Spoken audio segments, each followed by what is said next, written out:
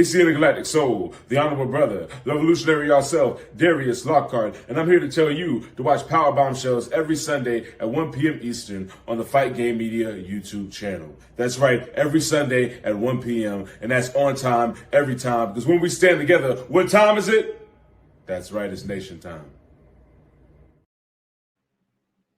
Welcome to Powerbombshells 217. I'm Mel. That's Sam. That's Keela Cash. We're three broads talking about the Forbidden Door Pre-Pre Show today.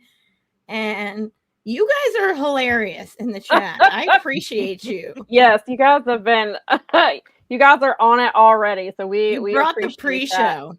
Yes, we were running a few minutes late because I was running a few minutes late. So we've been catching up. They were entertaining themselves with your comments while they were waiting on me. So I appreciate you guys for keeping them entertained while I was running late. Fernando, I hope your prayers were heard. Jay White returns tonight. That is so funny. My bold prediction tonight was going to be that Jay White shows up and challenges Thekla, and they have a throwdown for the Banned in Japan world title. You know that Matt Seidel's going to have to get in on that, though. Well, let's go. I'm ready. It's going to be a I want her to call him a dumb bitch. I think that'd be freaking hilarious. I hope that happens. Now I need it. Curry had said, I know everybody is sad that Sam's favorite tag team FTR is not even on the same review. They are taking a break for a while, it sounds like, from what I saw the post that Dax made like a couple weeks ago. Really? So they're both dealing with, I guess, some injuries and some stuff, but they said they don't know when they're coming back. They're taking some time off. So I don't know if that means through the rest of the year or just like they're going to show up at Allin because New Day is going to be there. And they want in on that. I don't know what that means, but that's what they claim. So we shall. They are in contract season, but from what it sounds like they're staying, but they are in contract season apparently. On top of that, this is so funny. So Curry had asked, "Is QT Marshall on the show?" I was telling Keela right before we came on air. I was talking to my friend Matthew last night because there was an Ashe show, and we were talking, and I had mentioned something. Oh, I was saying because we were cheering and screaming so much last night, my throat was sore, and I was like, I'm gonna have to drink tea tomorrow before the show. And I was like, and I was talking about how Keela was gonna be on. He said, he's like, QT's not on the show. I was like, Keela's welcome on the show anytime. It doesn't have to just be for QT. And I said, but it is QT, and he will probably find a way on that show. Right as of the last time I checked, I guess it was right before 12. There are only 2 buy-in matches. Yeah, now there's only 11 matches. That's been throwing me because it's usually 12 to 15, and I'm like, yeah, there's only, and as Matthew pointed out, they are gonna let all women matches be on a buy-in. Right.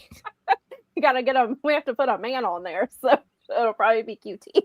Wait, because it's World Cup season, I can teach you that cheer that I wanted to teach you, yes, and we can use QT. Yes, see? I would love to hear it. Oh, of course, I unplugged that. Hang on, let me plug that back in because I'm a big doofus. There we go. All right. Otherwise, we won't be able to hear you guys. So there is a soccer cheer that would be perfect for QT, and so I figured we could use him as an example for it. So there's this cheer that they do, and it goes, hey QT, and then everyone goes ooh ah. So that's what you guys would say. I want to know why you suck so bad. No, wait, and then there's a couple beats and you go, you suck. You guys think you can handle it? It's like a call and repeat. You guys are wrestling fans yes. and soccer fans have a ton in common because we do chanting and songs and everything. So I told Sam about this last week. I was like, I'm going to teach you and Keela this. So I say, hey QT. You guys go, ooh, ah. I want to know why you suck so bad. You suck.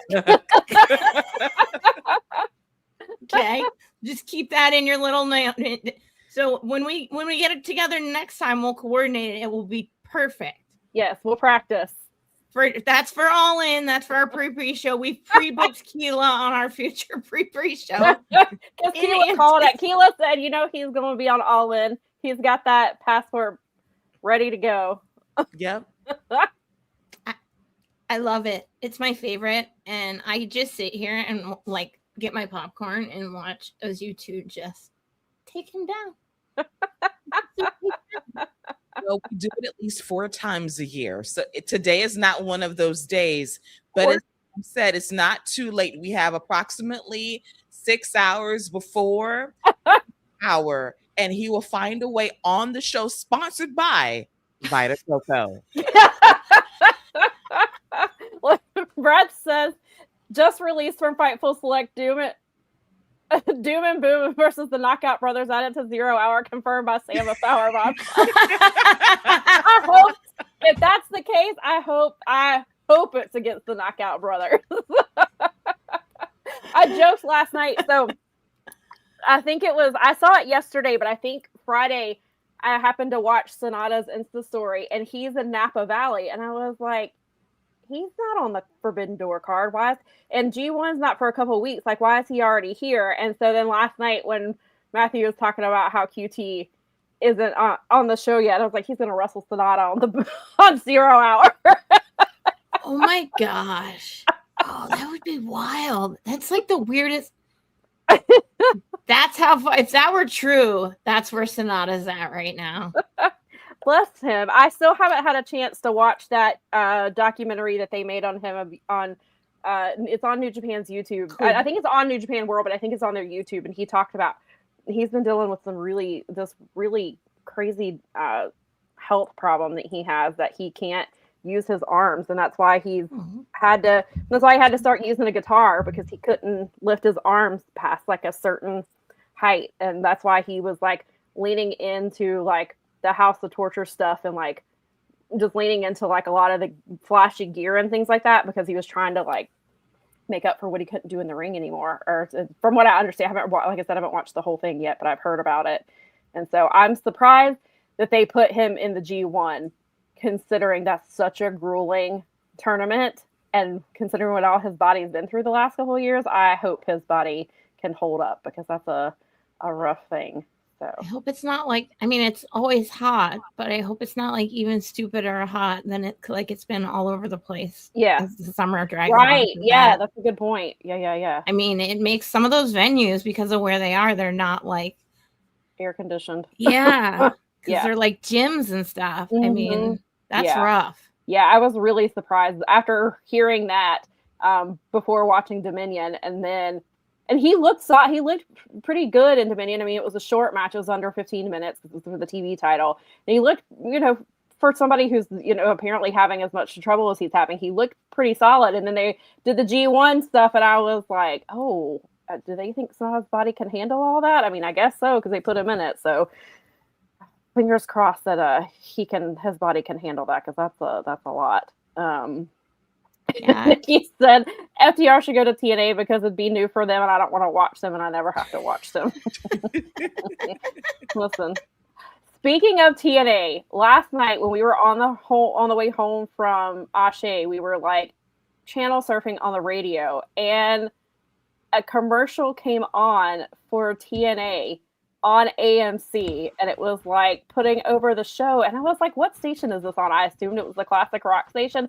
No, it was just random. It was like one of the variety stations that play it's the Hot AC station that plays everything from like the 80s to today, like that type of station at 11:15 on a Saturday night. They were promoting TNA on AMC.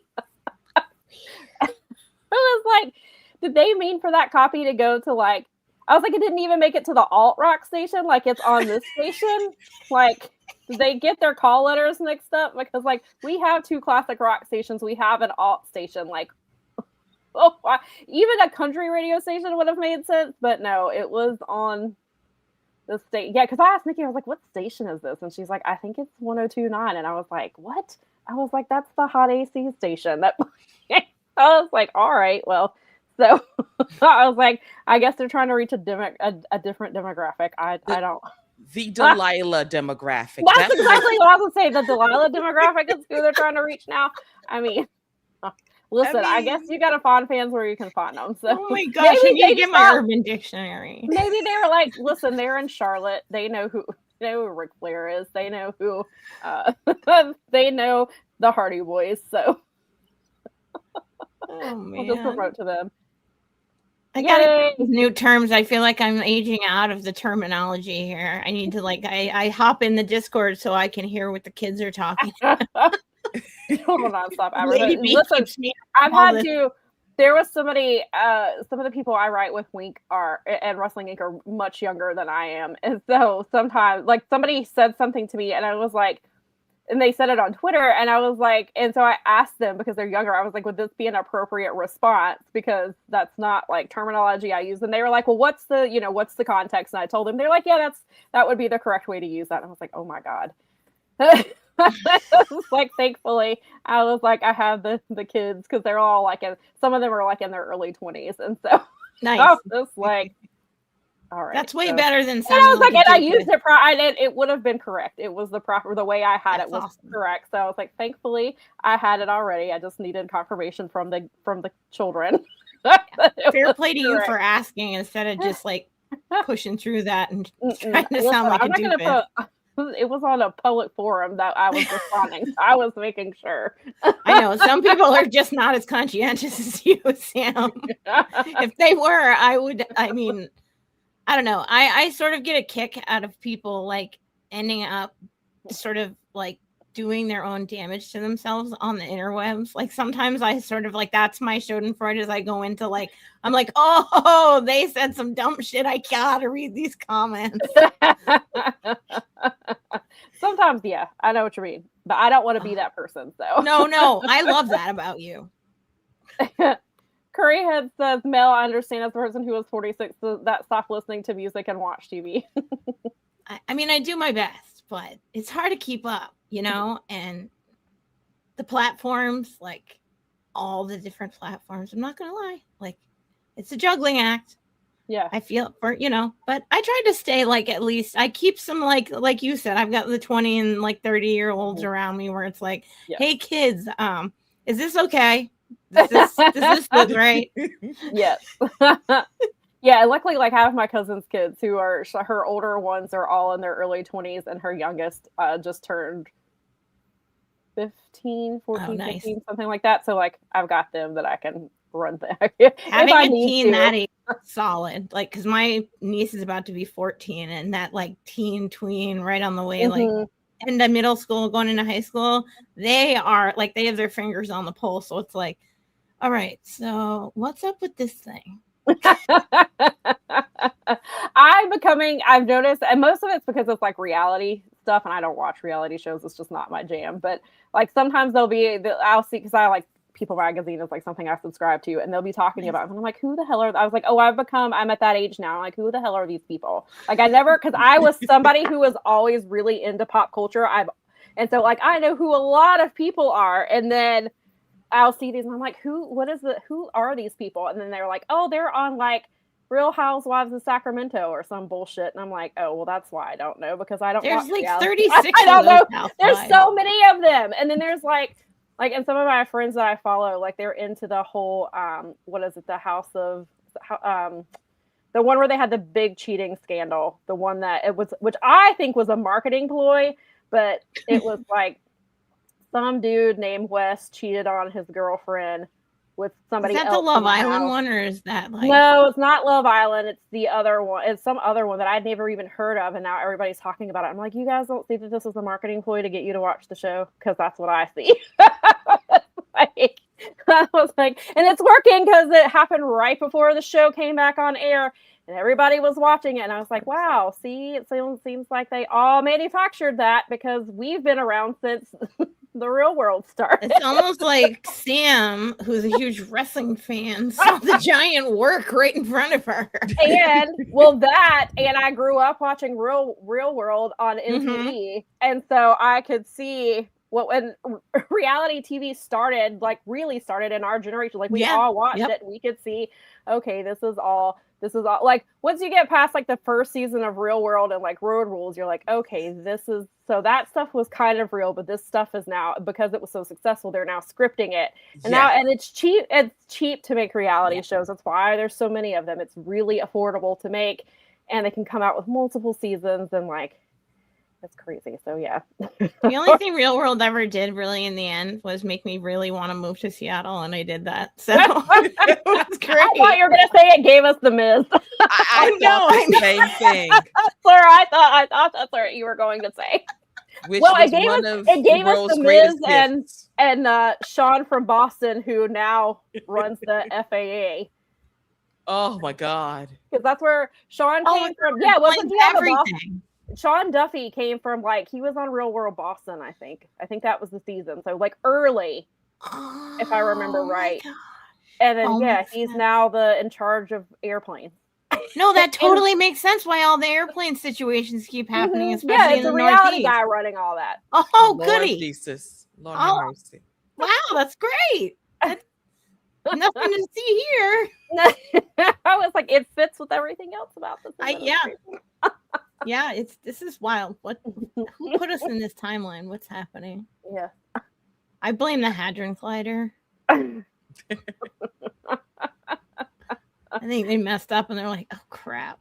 That's why they're building a new one. They're going to try to fix it and make it worse or some silly thing. Probably so. Anyway.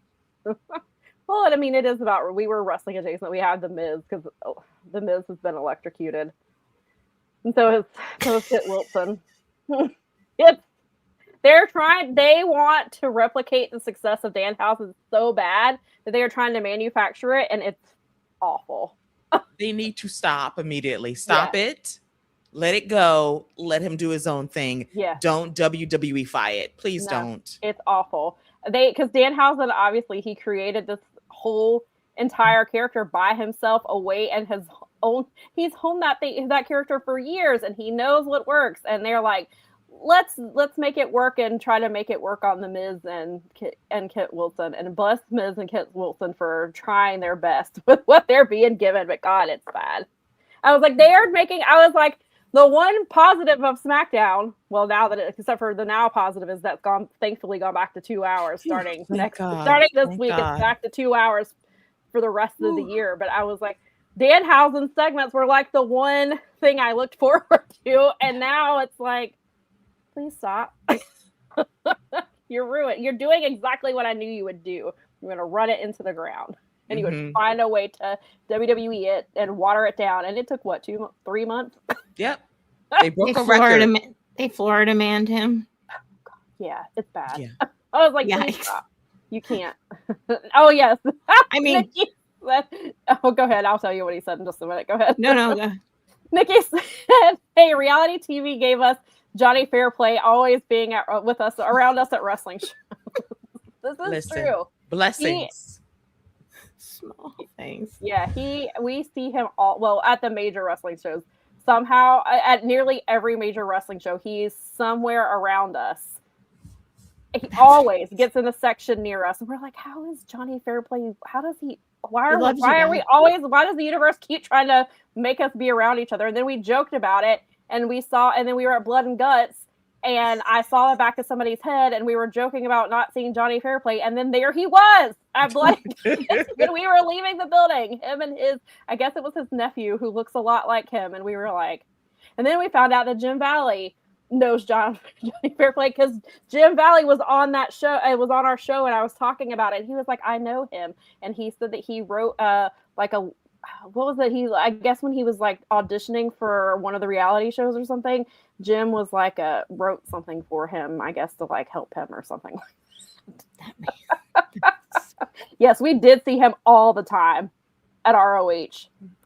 We'd see him all. Ours is Rhino. Like every single where we go, and even like not just at shows, but like when we flew to Ireland, Rhino was in the airport that morning wearing a Rhino for President shirt. That sounds on brand. It's like 6 a.m. He's like, listen, I might run into somebody at the airport who wants to take a picture. It was just crazy. We can't get away from him. So, like every show, I expect he'll be at the shows at the end of the summer. Oh, at the end of July. I can't. Detroit, yeah. Tony hasn't left him off one yet. So, and then if Motor City debuts there, it's going to be freaking. It's going to be Rhino versus QT Marshall. Oh, there you go. Yeah. Collision. I hope that Rhino beats the ever-living crap out of him. I hope that for you too. Tony usually gives us that. Tony usually lets him come out for the giant pop, and he's like, I mean, he's Rhino. I mean, what are we going to do? It's Detroit. He's Rhino. Like, we love right, him. Of course. Fine. I get it. So him pummeling someone into the ground, I picked QT. I'm big on that. We'll volunteer him as tribute.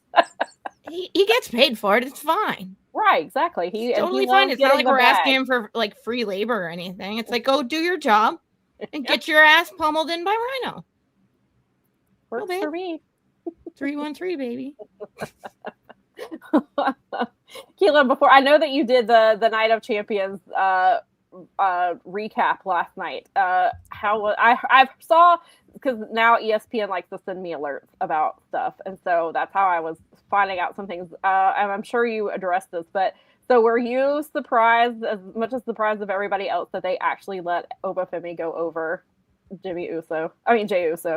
I was pleasantly shocked because I could have thought Brock was going to come out there and cost him the match. That was my prediction as well.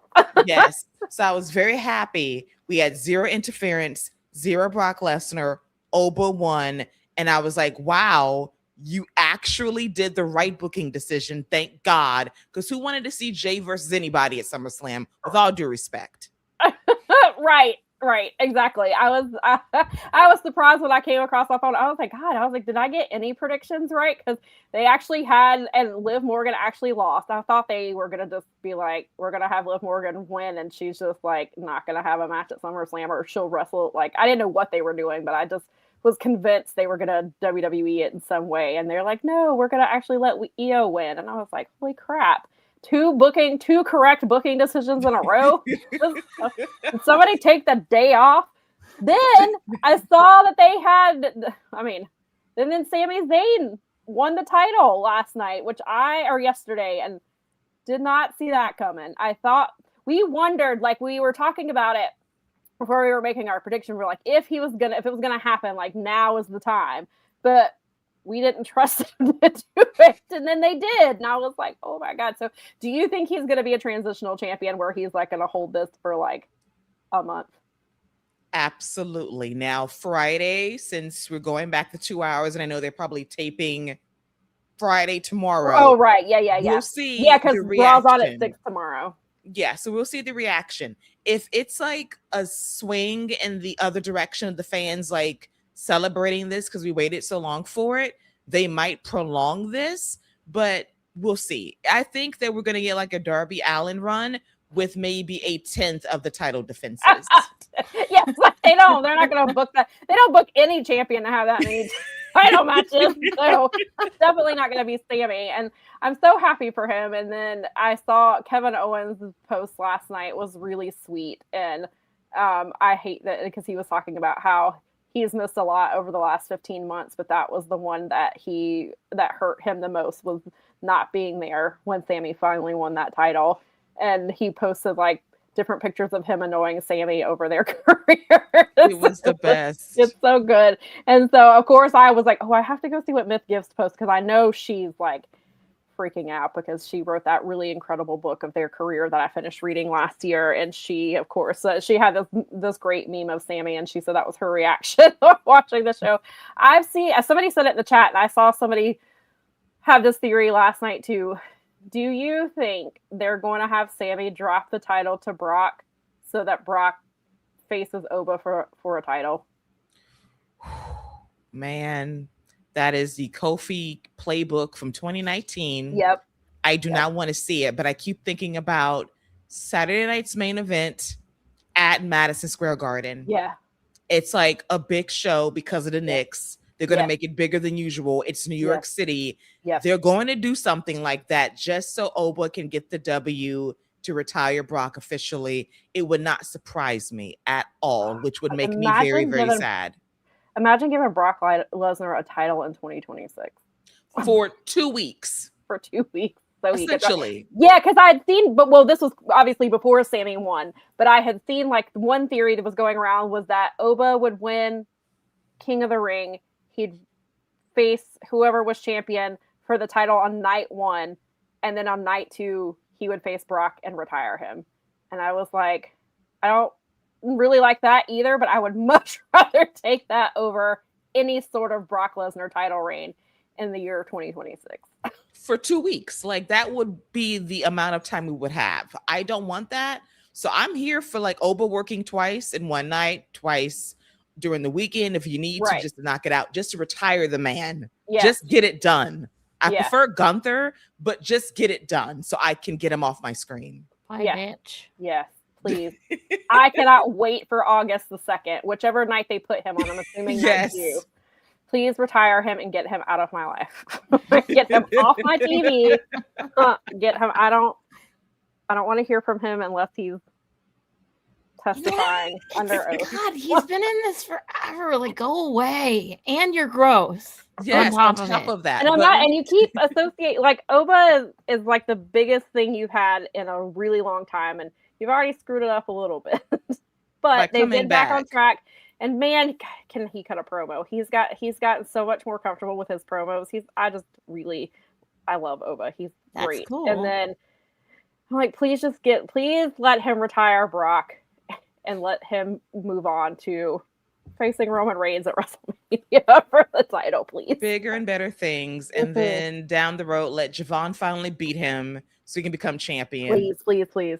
I need want that. I want need the that full too. circle. I need it too. Yes, send Brock back to Saskatchewan on a one-way trip. Yes. I'll pay for the ticket. He can go there, live your best life over there, enjoy your life. Your daughter's like she's like a shot putter. If Yeah. she's gonna go to the Olympics. There you Yeah. go. Do that. Have fun in 2028. Enjoy. Yeah. Yeah. Yes, Bye. please. Please, please. Fernando says that he thinks the tribal chief versus the ruler and king has to be the main event of SummerSlam. That's a WrestleMania main event. I don't know if they'll let it go all the way to WrestleMania, but that's a WrestleMania match to me. I don't know if Roman wants that, or if The Rock is gonna, since Moana 2 is apparently gonna crash and burn, or not Moana 2, but the live action Moana is apparently gonna crash and burn. He's gonna probably come back to WWE soon. So, Oh Lord. they're gonna- Sorry, God. you guys. No, we need to pray for a success, Sam. Pray for like a box office success. yes, please. But then Spider-Man comes out. So actually, no. Actually, no. That's okay. Wow. I need Javon to win a title because he is too good, and he doesn't need to wait 15 years. As was that Mark Henry said, yes. Yeah, it was Mark Henry said. I made the joke last night with Jeremy, like, in WWE, when you're 40, you're in your prime. So Javon and Braun, when you're 40 years old, that's when you're going to get your championship run at the seasoned age of 42. Yep. See, Brad says right here, this is WWE we're talking about. They're allergic to making new stars under 40. Oba will lose his title shot to Brock, who will squash Sammy less than 5 seconds for the title, and me and Keela will have Keela will be on this show to come. We'll do like an emergency Anytime. broadcast. Live. We're going to go live. Emergency live stream. Emergency power bombshells. I'm happy to produce that and just sit here and listen to you guys just take them down. Again, it's very wonderful for me because I may not be watching, but I know the habits that the WWE has, so I can at least be like, they're still killing it at sucking. Right. I really feel bad though because you guys watch it and I want it to be good. It's like I don't want anybody's product to not be good. What's god awful? But it's so bad. It's like I said, like not this past week. So I mean, it wasn't great either. But the SmackDown prior to that, you could have swapped it out with TNA and nobody would have known the difference. Basically, I mean, it is bad right now. It's creatively bankrupt. I knew this was going to happen this year, so I'm not shocked. So like I said, we're going to reset in 2028 and we'll be fine. 28. Sata, hang on. Hang on for 2 years. Wow. I know. That's but I called this. We're going to go through the tough times for now until they reset in 2028. Yeah. But I was told that Paul Levesque was going to be the second coming of Vince McMahon.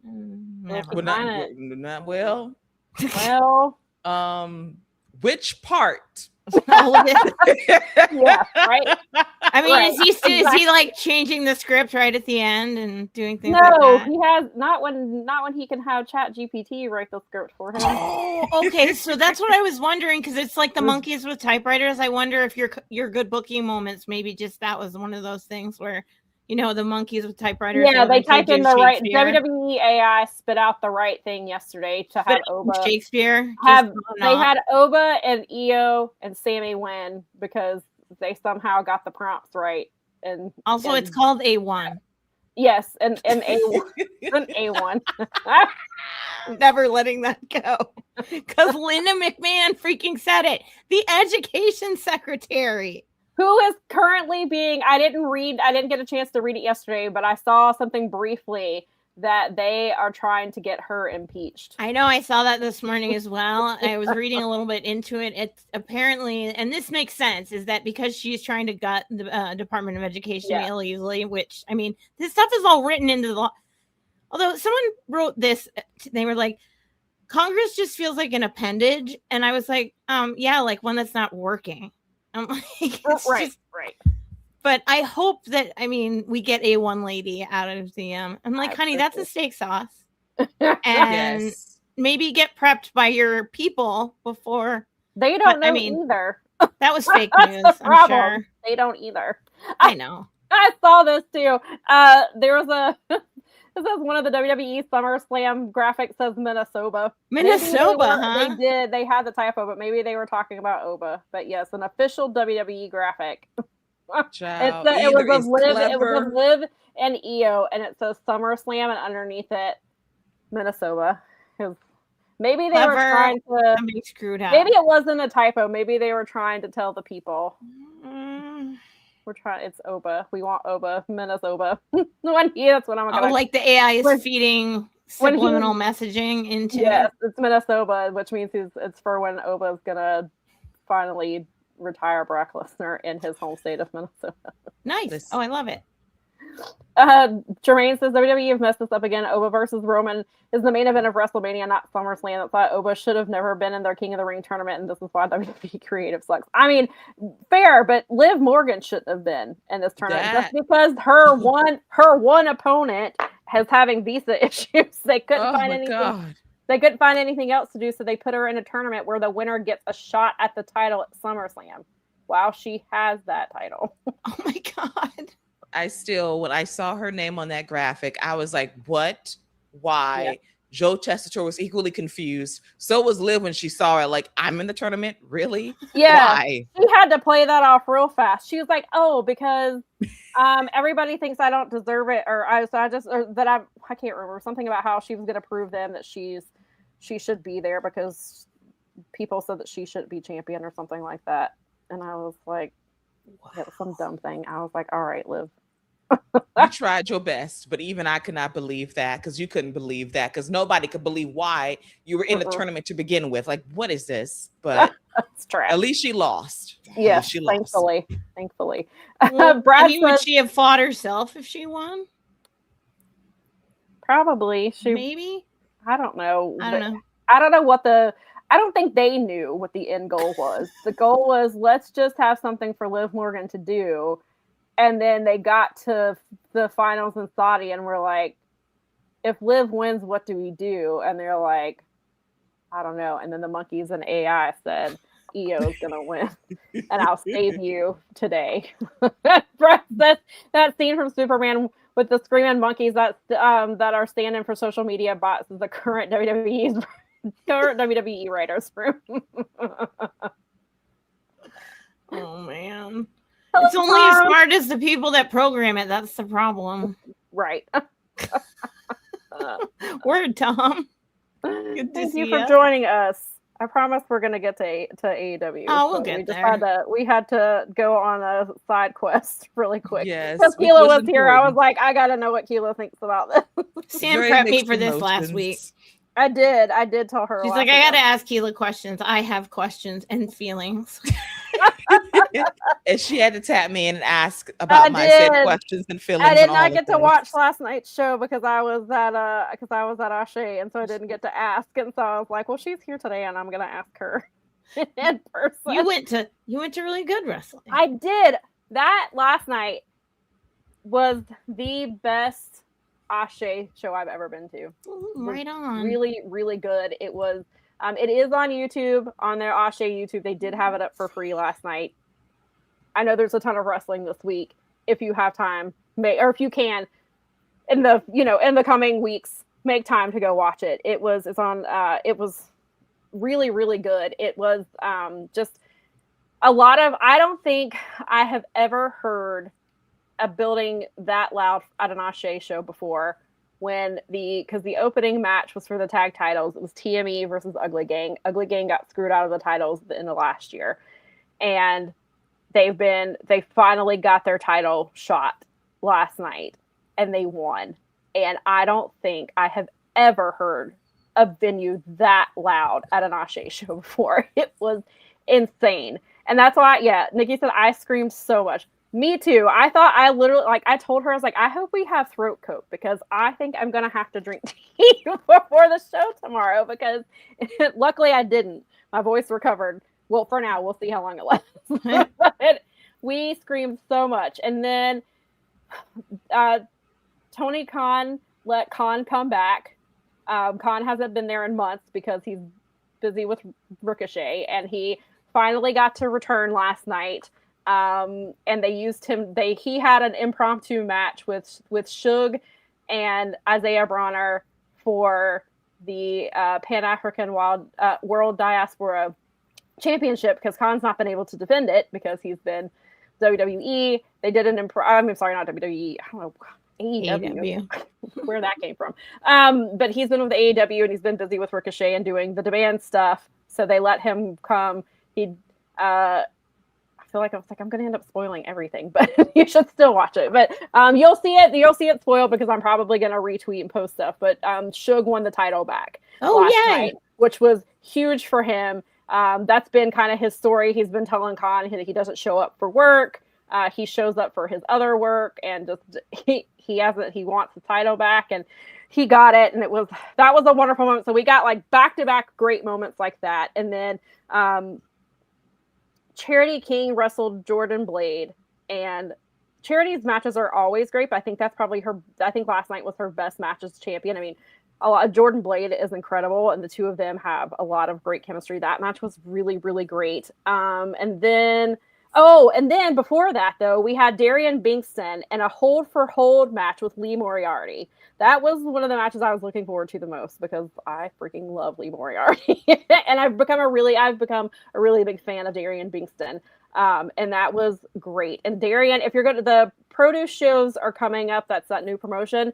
They have a show tomorrow night, and Darian is wrestling Zack Sabre Jr. on that show tomorrow. And so his warm-up match was against Lee Moriarty.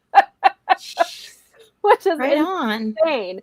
That match was great. Then they had the 30-man battle royal. It was the first time they've ever done it. Winner gets a shot at the men's championship. They announced 15 performers, and then the rest were all surprises. And before, when he announced it, Darius was he's like, I'm not going to tell you who's going to be in it. I got some good gets, but I want you to be surprised. I'm not going to tell you. And I appreciate that he did do that because there were some surprises last night that were really fun. And I will go ahead and give you two of them. One of them was Chris Lee.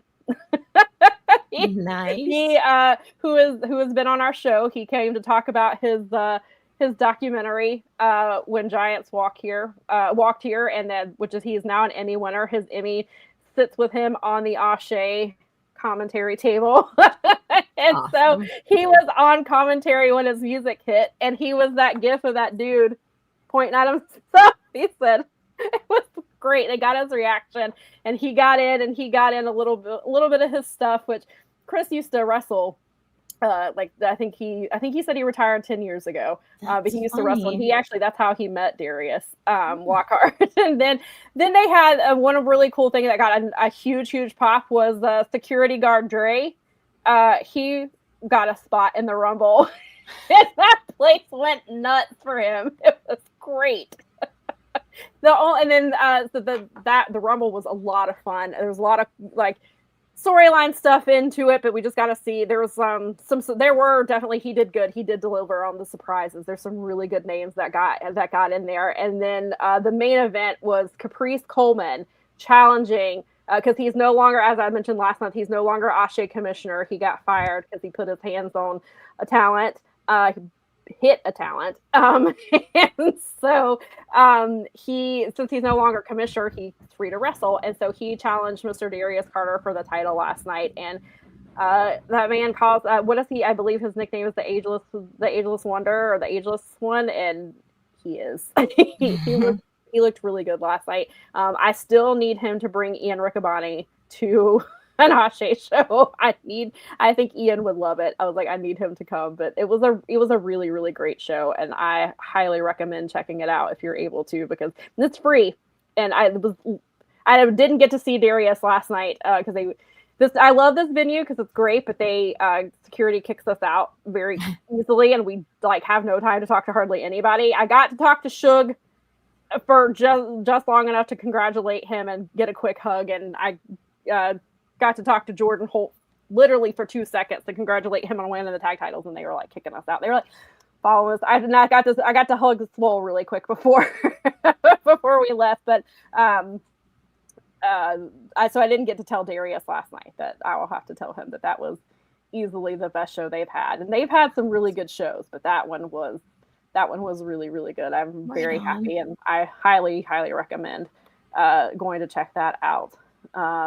Yes, that's how you secure. So Caprice, one of the months that he was on here, he had to call the security guard, and Dre came, and he was yelling into the mic, "That's how you secure. That's how you secure."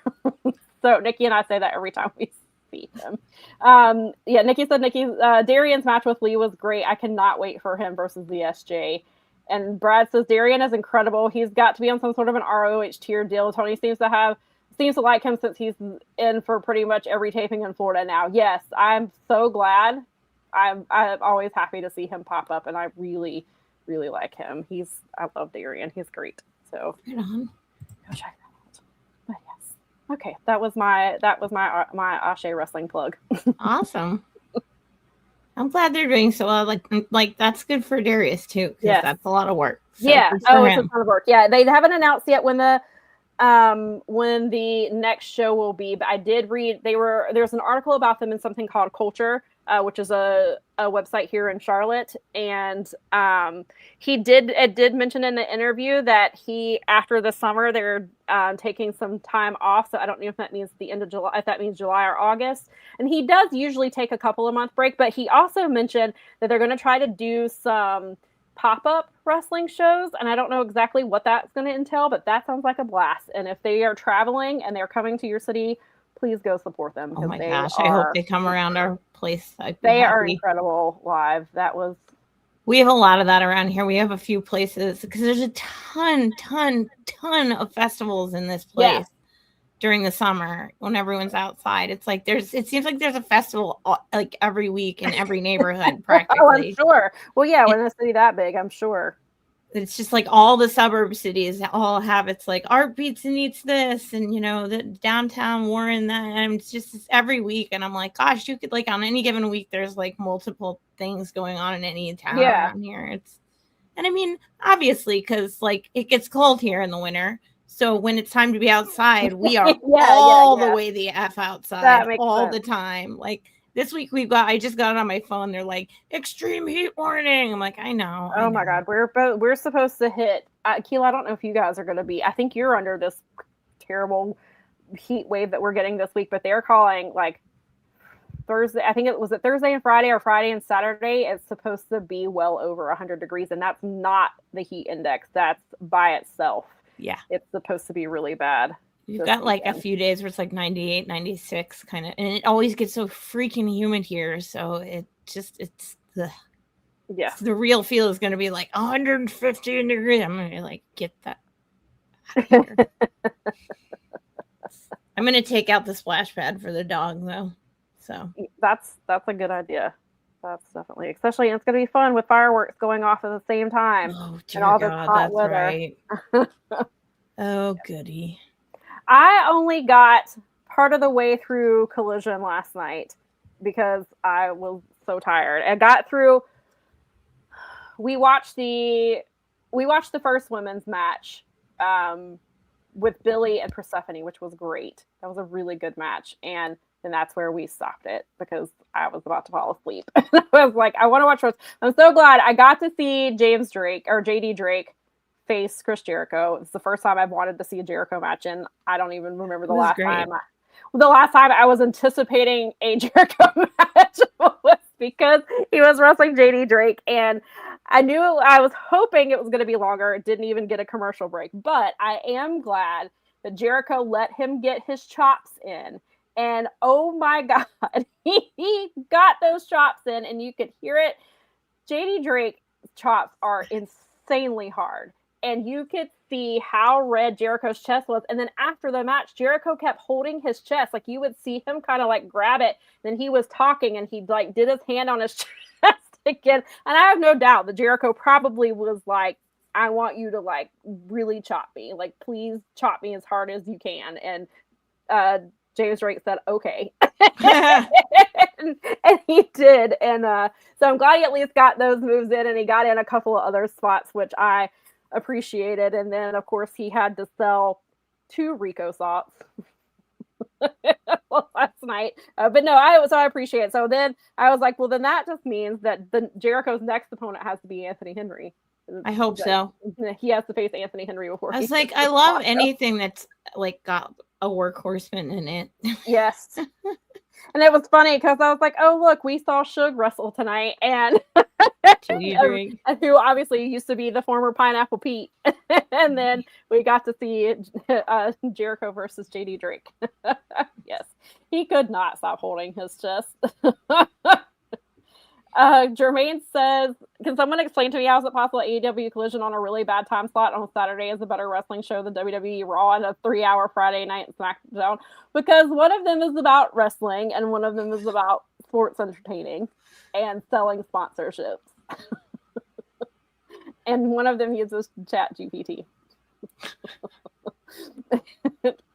Curryhead says, Sam, go back and watch the main event with the 4 ladies put on a clinic and a Mercedes show how she is a badass and a jackass at the same time. Oh no, I'm definitely going back to finish the show. If I was not literally about to fall asleep, I would have. I was so mad because I'm so close to the end because I think we stopped it when Mystico and Speedball were coming out, and I was like, well, I want to pay attention to this match. And then I know there was Jake something versus Adam Priest, which I really wanted to see because Adam Priest and Jake something, that was the final DPW match in Charlotte. That was the main event. They wrestled in a steel cage. So I really wanted to see that match. And then, of course, I wanted to see the women. So I absolutely, I don't know when I will get to it, but I definitely will. I cannot wait to see it. I'm interested because it feels like they gave the women more time last night. Oh, wow. We love to see it. I will time it. I know. I'm interested to see where your time was because there was like, I was like, this actually feels like they're giving them a match here. I know that Billy and Persephone got a little over almost 9.5 minutes. Yeah, it's not terrible. Last night. And so them being in the main event, they better have gotten time. But yeah, I will definitely. Yeah, it was good. I will get to it. It was a good collision. It was a really good collision. Yeah. Well, that's good. They really. Yeah, it's like, of course, the one collision I miss. Yeah, but you were tired. You'll get back to it. Everyone knows that you watch it all eventually. Eventually, yes, I'll get to it. Yeah, if there wasn't a pay-per-view today, and then I have to watch Raw tomorrow at 6:00. Seems like I have so much wrestling to watch that I don't have time to watch my wrestling. I know. Thankfully, I got to watch Ashe though. Yeah, I'm glad live shows are always the best. Yeah, yes, they are. It was good. I got to see some people and hang out with my friends, which was nice, and yeah, it was a good time. Just seriously, for the price and for the like experience, there's pretty much nothing. Like, there's not much else out there that you can get at that price for. Like, it's always fun, and when it's that hot, like you were saying, that's even better. Yeah, like we absolutely. I mean, I've never thought that I didn't get my money's worth at an Ospreay show, but last night, like, it exceeded. So dope. I'm so happy for I had a Darius. feeling, I was like, oh, this is going to be a good show. Like, look at this card, all of the stuff. And then they just delivered. Like, it was so cool. So good. It's really fun. I hate though that I missed the pre-show match because we were trying to get there and then it was raining so hard that I couldn't see and I had to pull over at a gas station and wait for the rain to pass. And like our friend had just gotten to the show about the time we pulled over and he's like, I'm sitting in my truck, I'm not going into the building, and they've already said there's going to be a delay because of the rain. It just like came out of nowhere. Like we were driving and all of a sudden like I could barely see anything and I was like, yeah, your safety is more important. Yeah, Nikki was like, you can pull over whenever you need to, and we were like, I was like, I'm trying to figure out like where to pull over, and then I was like, let's just go down here to the QT because not because of QT Marshall, but like, I was like, because I know it's a big gas station and we can safely wait. And then and then I was like, you know what? I have to go to the bathroom, and QT almost always has clean bathrooms. So I was like, we'll use that too. Oh yeah, Nikki said to tell them what Drake said about Shay. So I mentioned a few weeks ago that a local Carolina scene has been hit hard with 3 pretty big deaths this year, and one of them was a wrestler named Shay. And he and JD Drake were good friends, and Drake was talking about how that match with Jericho must have happened because of Shay, because Shay was a big Jericho fan, and he was like, I know that he must have made this match happen. So it was but it was really sweet. I was hoping he wore some kind of an armband or something like that, but I was like, well, Drake's not really one to like wear wrist tape or anything, but I'm glad that he got that and had that, I'm sure, that moment, knowing that, you know, that Shay was probably looking down and very excited about that match, and glad that he got those chops in on Jericho. But I'm sure Shay was equally glad that Drake got put in the Lion Tamer last night. Collision was fun last night. Yes. All right. So I guess it's time to get on to why we're here today. It's time. Dun, dun, dun, dun. Okay. So as of now, unless anybody has seen anything on Twitter or QT just pops up on our TV at this evening. As of right now, we somehow have only two matches on the pre-show, and they're both women's matches. So somehow Tony must have not realized that he booked only women's matches for a pre-show. So Divine Dominion, though, that's where their spot is on the buy-in show, because I think this is like the 3rd or 4th pre-show where Divine Dominion has defended their titles. So apparently that's where they go, according to Tony. So they are defending their titles against Thunder Rosa and Olympia. Olympia is from CMLL. So yeah, it's a title match. I was hoping for, not that I have anything against Thunder Rosa, I was hoping for like a straight up CMLL match or a straight up Stardom match, but as Tony mentioned, I asked him on the media call this week, I asked him about visas and how they've affected the show. And he did say, I mean, of course, those are the ones that we know, Beast Mortos Commander and Hechicero are all having issues. But then he did say there are several others in CMLL. He didn't specify who, so I assume it was probably a women's wrestler. And so he was like, well, Olympia's available and she's great, so we'll just put her with Thunder Rosa, who is also great. So we'll have them here for this title match. And Mel, what are your thoughts on this one, and who do you think takes it?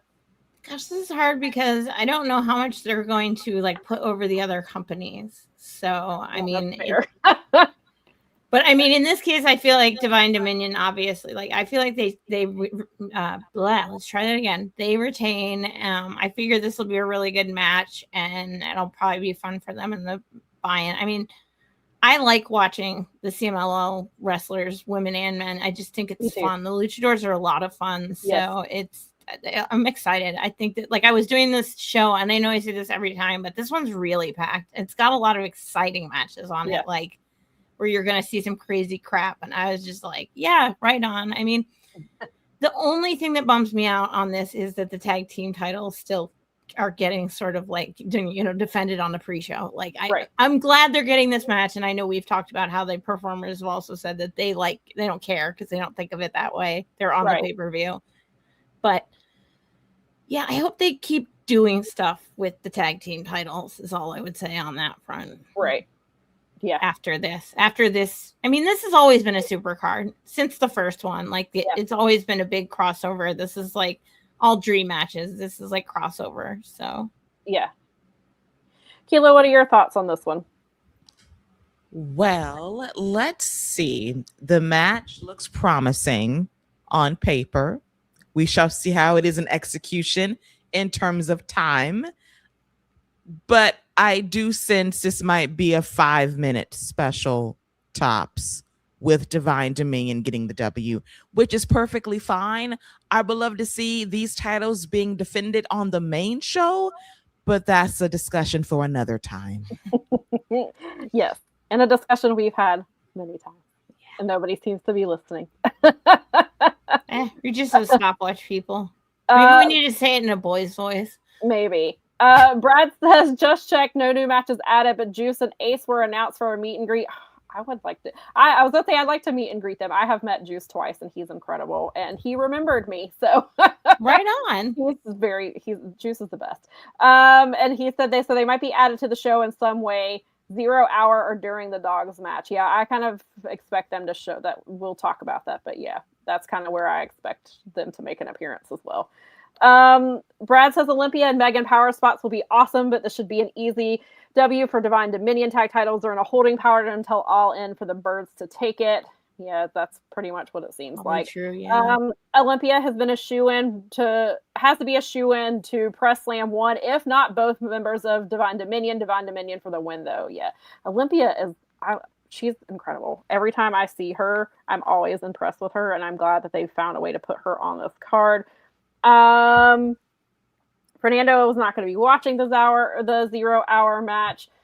Curry has said, I believe you won't get these titles defended on the main show until Divine Dominion, until All In. Yeah, I think that's the thing too.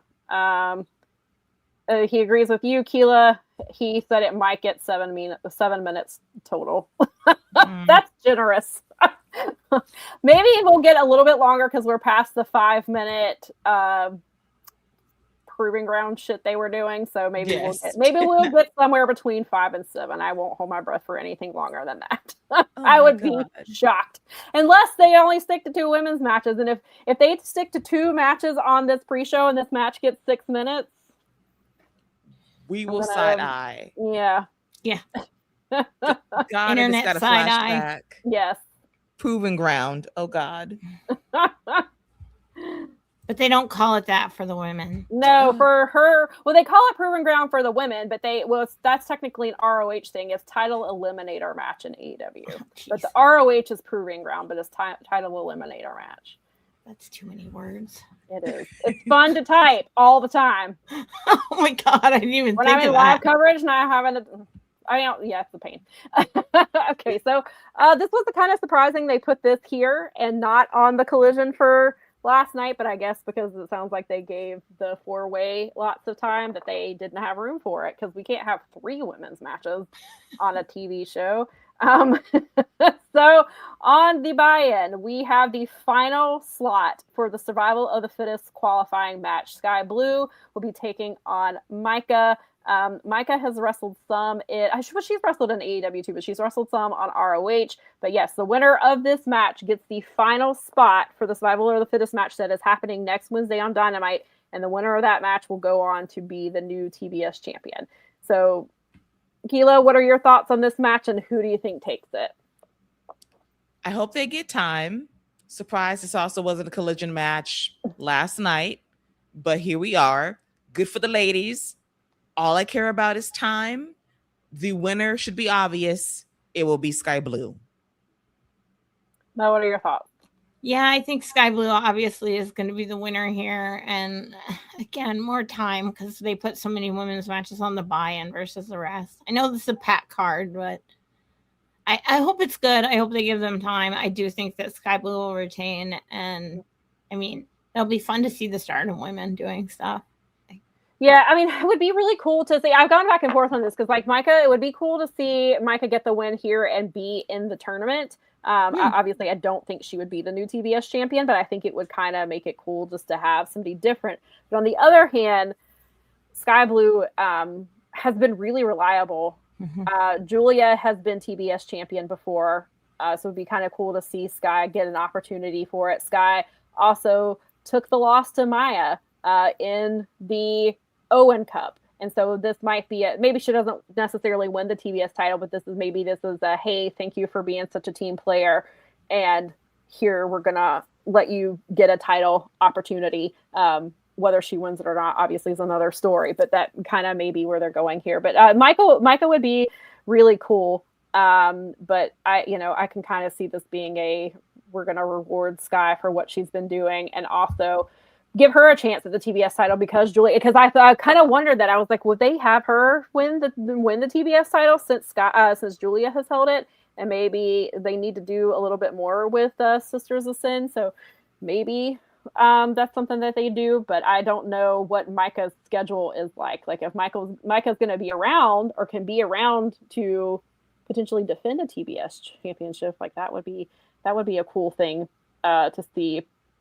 Michael says there's some interesting things going on in the women's division right now. You have Mercedes, Athena, and Maya and the Owen story.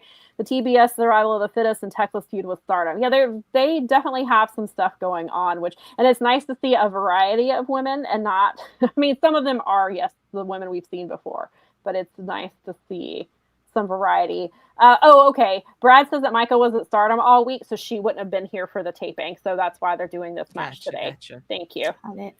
That makes sense. Crash says Sky should get the W here or deserves it. Big Man says he hopes Micah wins it.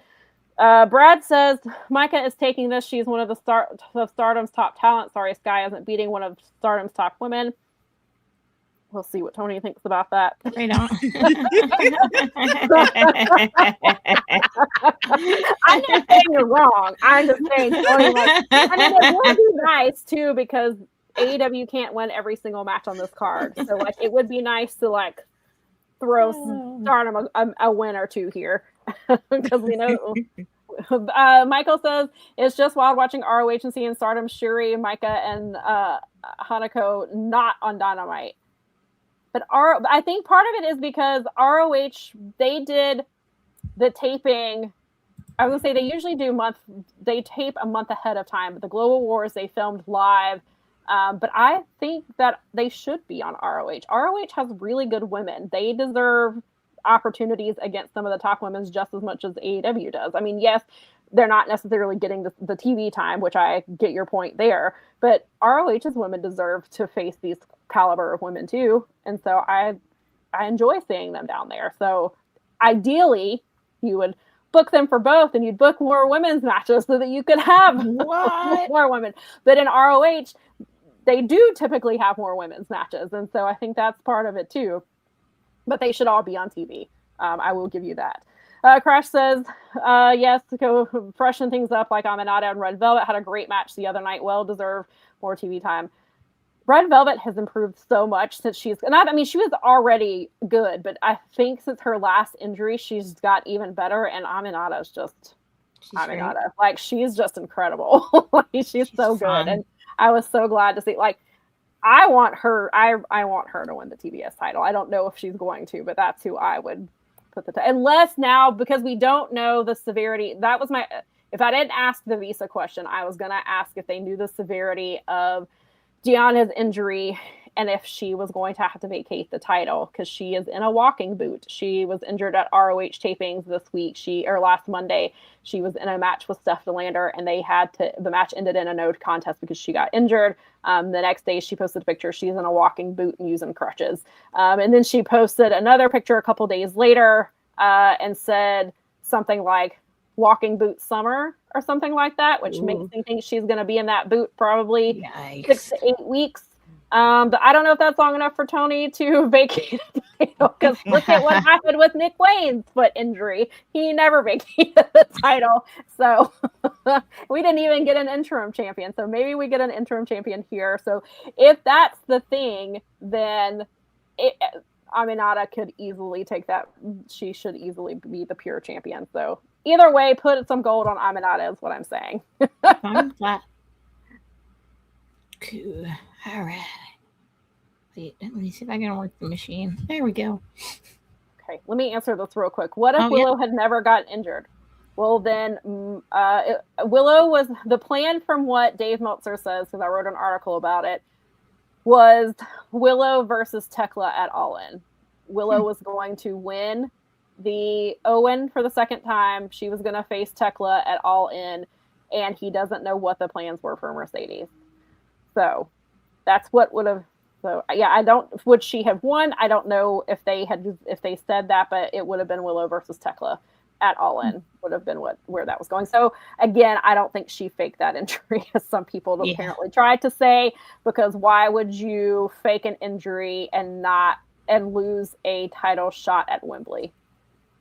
Doesn't make sense to me. This doesn't make sense. And your title.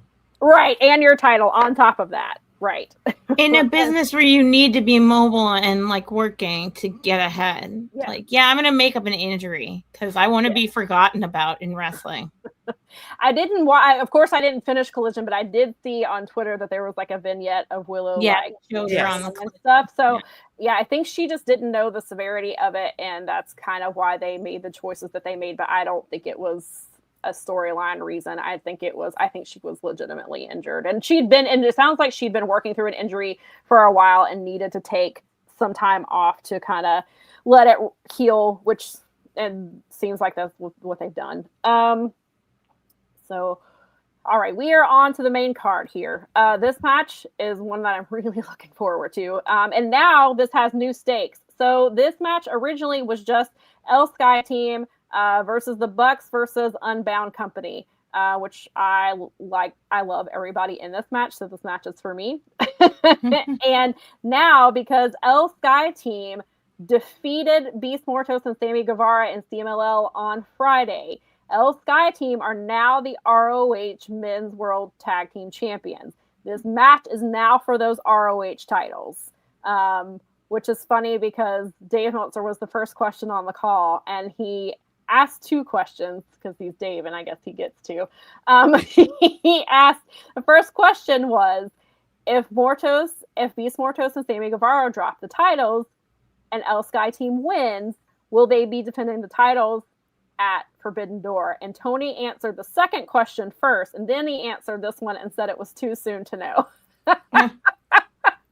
And then immediately after they put up the ROH graphic that they were the new tag team champions, AEW quote tweeted it and said this match will now be for the tag team titles.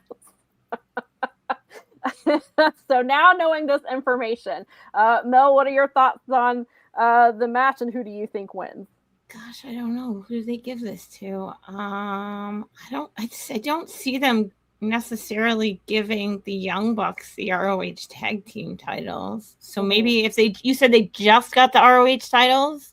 Yeah, Friday night they won them. Yeah, it wouldn't make sense for them to drop them that fast, would it? I mean, I'm gonna go with this El Sky Team just because they have them, and it doesn't make sense to like win them and then unwin them right away, I guess, in my world. Okay. Keela, what are your thoughts? Yes, I also can't wrap my brain around the prospects of a 48-hour title victory and then a title switch. So El Sky Team for the W, they needed something to juice up the match because it would have been a great high-flying match for 20 minutes with zero stakes. So they said on this night, let's open the Forbidden Door even wider and add Ring of Honor. Yeah, so I originally, when we were doing our picks for Wrestling Inc., yes, there was Friday night, Brad. I read it with unless they deleted it, Friday night, they tweeted that it would be for the titles. Unless they've changed it. They tweeted it out on Friday, which is possible. They could have changed it, which I would make no sense. The title should be on the line if you have El Sky Team literally just winning them. And so, I had picked out El Sky Team anyway, just because, like I said, AEW can't win every match on the card. But also, Místico and Mascara Dorada are dual contracted. So I had picked them to win anyway, now that the titles are involved, even though I don't see them having a short title reign. They did have, who was it? It was Mystico. Who was it? They had the trios. No, it was the Dogs, right? That had the trios titles for like 2 days. And then they turn around and drop them. So it could, in a short title reign could happen. And I've thought about it. I was like, what if the Young Bucks did win the ROH tag titles? Like that, I was like, that would be kind of cool. It'd be kind of fun. And I was like, and then I guess they would drop them before All In so that they can win the tag titles at All In. But I don't see that happening. I think El Sky team's going to win because A, they're El Sky team, and B, they're dual contracted, and they have their visas are not giving them issues, so they can get to ROH tapings. So I assume El Sky team retains here.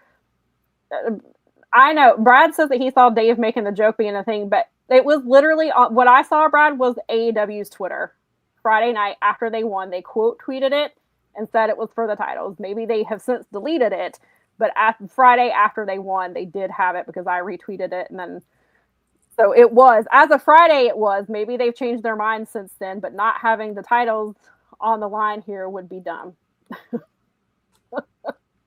In my opinion. Yeah, I mean, yeah. Just, why would you do that? Yeah. All right. This is probably going to be a match of the night for lots of people, including myself. So here we have Kenny Omega versus Zack Sabre Jr. Zack has been here the last couple of weeks. He's had some matches. He wants to know if Kenny is still the best bout machine, if he's the same Kenny that he faced in 2018. Zack has never beaten Kenny on American soil, which is why he wants this match. Mel, what are your thoughts here, and who do you think takes it? I feel like Kenny needs to win. Unless they're gonna, I don't know. I mean, I guess it's like I'm leaning towards like all the AEW people have to win because I'm gonna pick Kenny. I'm gonna pick Kenny. That's gonna be my pick. All right. Kilo. No logic, no reasoning, just because. Listen, you can go on just vibes. It's all right. I'm vibing this one. Kilo, what do you think? I'm also vibing too. This should be one of the better matches of the night, if not the best match, technically speaking. And Zack Sabre Jr.'s streak of not beating Kenny Omega on American soil will continue. He will lose this match because we have another pay-per-view coming up in July that is going to be dedicated to Kenny Omega. Redemption. So how must one redeem themselves? By winning matches towards redemption. Very good point. Yeah, that is very good. So I will say, I forgot to mention this in our little intro of the match. Zack did cut a promo that aired on social media. I don't know if they posted it during Collision last night. Zack did say he is going to beat Kenny, and then he's coming for some gold in AEW because it's time for New Japan to take some of AEW's gold back with them. I have gone back and forth on this.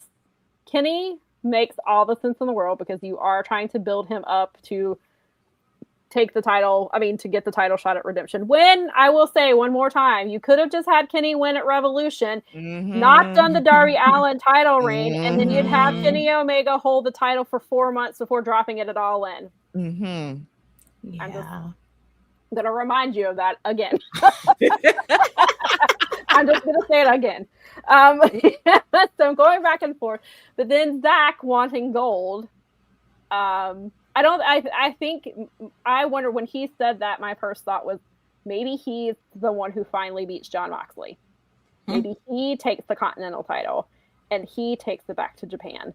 And because we've all been asking who beats Jon Moxley, which we'll get to when we get to his match. But I was like, oh, Zack would be an interesting person to have defeat him. But really, Zack can hold any title. He can take Lee's Pure title. He could take one of them. So I was like, does that make it more like Zack would win? I mean, I think regardless, even if Zack loses, I think the man would still challenge for some gold. But then you have Zack picking up the win here, and then wrestling for a title at Allin and winning that title in London could be also where we're going. So or Tony and Gato could just have this match end in a draw. Oh, God. But I'm really torn on this one. I keep going back and forth, but I'm gonna go with Zach here. I'm gonna say, because Kenny Omega losing to Zack Sabre Jr. is not gonna hurt him on his quest for gold. Like you said, like Keela pointed out, Redemption is next month. It's in Canada. Kenny can get his win back if he loses here. Zach losing to Kenny is not going to hurt Zach either. However, if he is in an actual quest for AEW gold, and Tony was really putting him over on the call, he's talking about how Zach is Mr. Forbidden Door because he's been on every one of them, and how he's such a great leader. He understands that he's such a great leader for Japan, because he was asked, like, could we see Zach here more? And he was like, I would love to see Zach here more because he's great and he's one of the greatest wrestlers there is, but he's also very important to New Japan, and I understand that. So it does sound like perhaps if Zach were to win gold, yes, he would probably defend it on AEW, but he would take it with him to Japan to defend it as well. So I'm gonna go with Zach here. But I will be happily, if I am wrong, I will happily be wrong because I love them both and I would like to see either one. Brad says that he'd love to see ZSJ win this, but if Kenny is going to Redemption to win the title, he needs to win the title.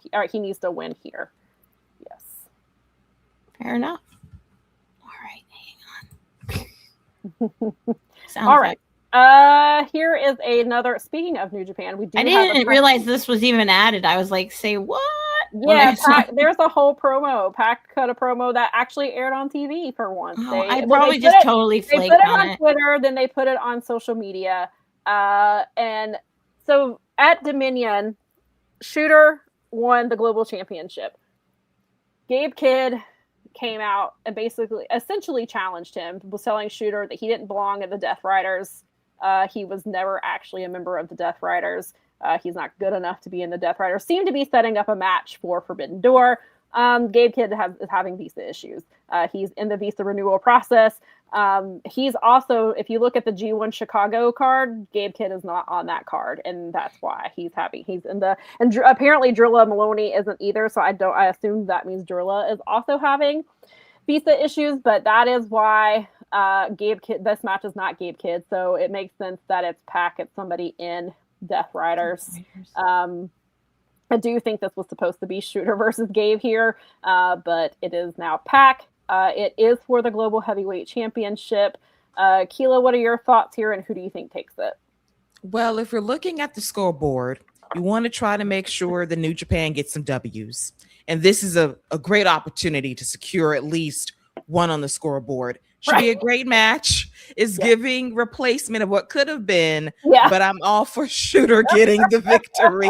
Like, Tony's doing math in his head. Okay, let's see. I have 12 matches on the card. If I divide this by 2, I can get to 6. What's going to be the deciding factor here?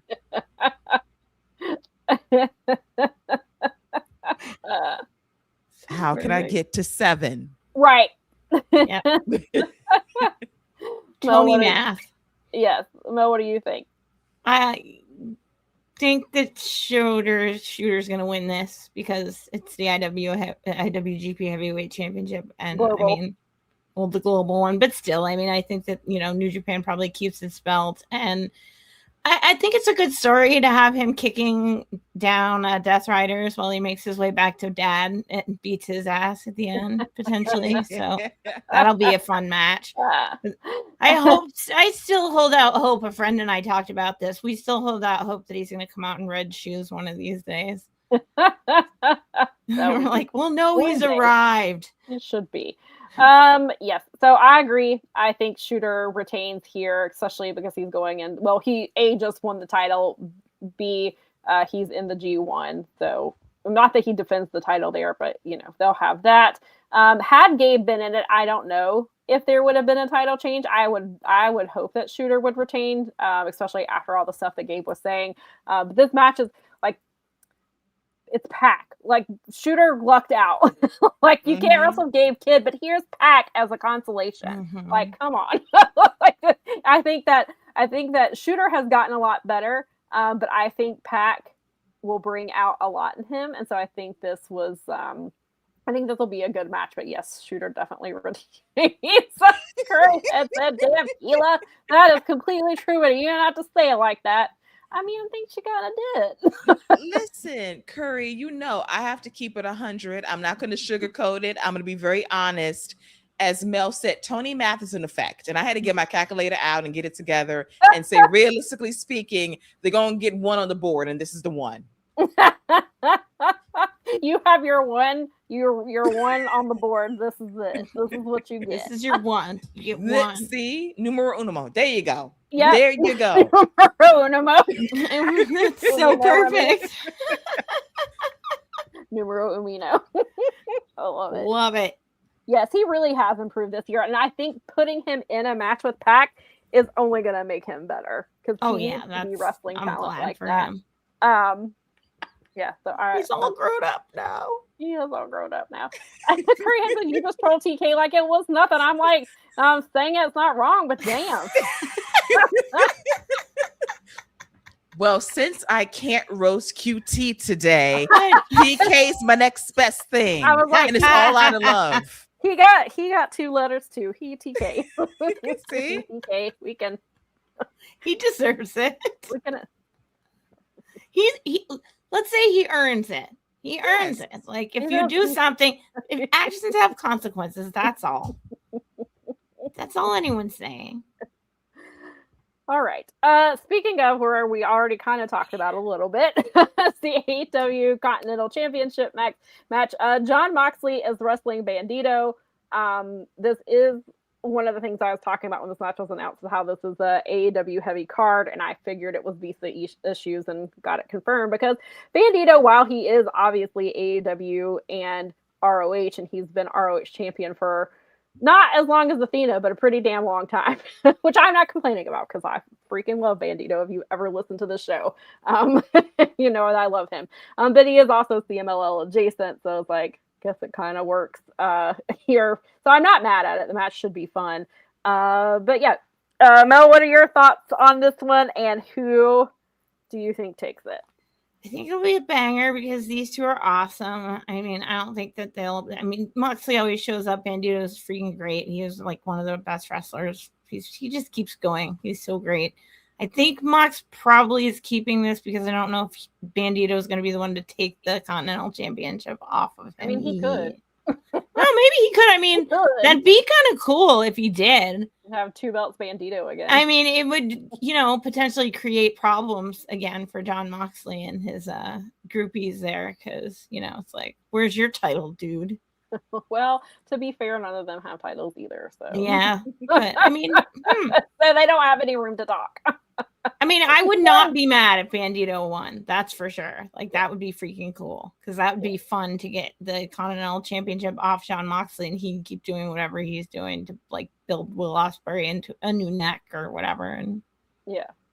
So. Oh well, Keela, go ahead and then I'll put up Brad's comment. Keela, what are your thoughts here? I think this will be one of the better matches on the show. I was here last month and I wanted Kyle O'Reilly to win the championship and that did not happen. So I'm a little sad that Mox is still the champion, but I'm going to put that aside. And I think that Bandido should win, but he won't because John Moxley is meant to hold this title for as long as Okada, and that might be forever. So we just have to sit tight, relax, and just wonder to ourselves, who is going to be the anointed one to take this title? Because if it ain't Kyle, it's not Bandido, who is the anointed one? Who is going to be the one to win this championship for Moxley? Who does he see as the one that he can crown and say, you are the one I should drop this title to? And we might not have that answer until 2027. He saw Athena saying she was the forever champion, and he said, wait a minute, I want to be forever champion too. Athena can't have all the fun. She can't be the only forever champion. You can hold titles for a really long time. I want to do it too. And then also Okada, the Okada playbook. Yes. So I am super looking forward to this match. I think it's going to be a great match because I'm a huge fan of both of them. I would love to see Bandido win it. I don't think so. And now I've convinced myself that Zack Sabre Jr. is the one to take this title off Jon Moxley. I think now that I have said it out loud, I could definitely see Zack taking this title. That I could see that being the title at All In. Then you have Zack win the title in Wembley Stadium and then take the title back with him to Japan for a little bit, maybe do some crossover stuff. Maybe he holds it through Wrestle Kingdom, or holds it until Wrestle Kingdom and drops it there. I have no idea. I'm just spitballing because I've been ever since I heard Zack say I'm coming for gold, Jon Moxley is who I thought of, and so now I have latched onto it. And I'm just going to go with it. So I'm going to say that Zack Sabre Jr. is finally the one, because we keep asking who is the one. If it's not Kyle O'Reilly, who is it going to be? And Zack makes a ton of sense. I don't know if that's what they're doing, but on June 28th, that's what I think they're doing. That's where I'm going with it. But Brad did say that this match was supposed to be Callum Newman, but he got injured at Dominion. He is scheduled for the G1 still as of this moment, but I guess he obviously needs some time to recuperate. And even had it been Callum Newman wasn't winning this title. I don't. No, the match would have been good, no. but I don't think so. I don't think he would have dropped the title anyway. Curryhead has a theory that John's going to lose it to Swerve at All In, which I would not be mad at that theory either. Could happen. Swerve would be a good choice. That could work too. Yeah, Swerve would be a good choice. I like Swerve's that. always a good choice. Yeah. Let's see here. So we are on to the next match here. So Forbidden Door. This is a tag title for sure. We know is happening. The other one might be questionable. Maybe AEW deleted their tweet. But this title is definitely this match is definitely for the titles. We have Copeland and Christian finally defending their titles for the first time. They're defending them against the Dogs, who attacked them and took them out of action for a little bit, took them off TV. They brought back the 5-second pose. They brought back Polaroid cameras and explained to people how to use them. Which was great. They even sell T-shirts with them doing the 5-second pose. The back of the shirt, it talks about it.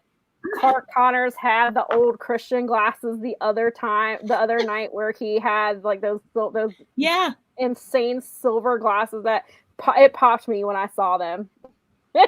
And they brought out the kazoos one time too. Like, they are really leaning into this, and I love it so much.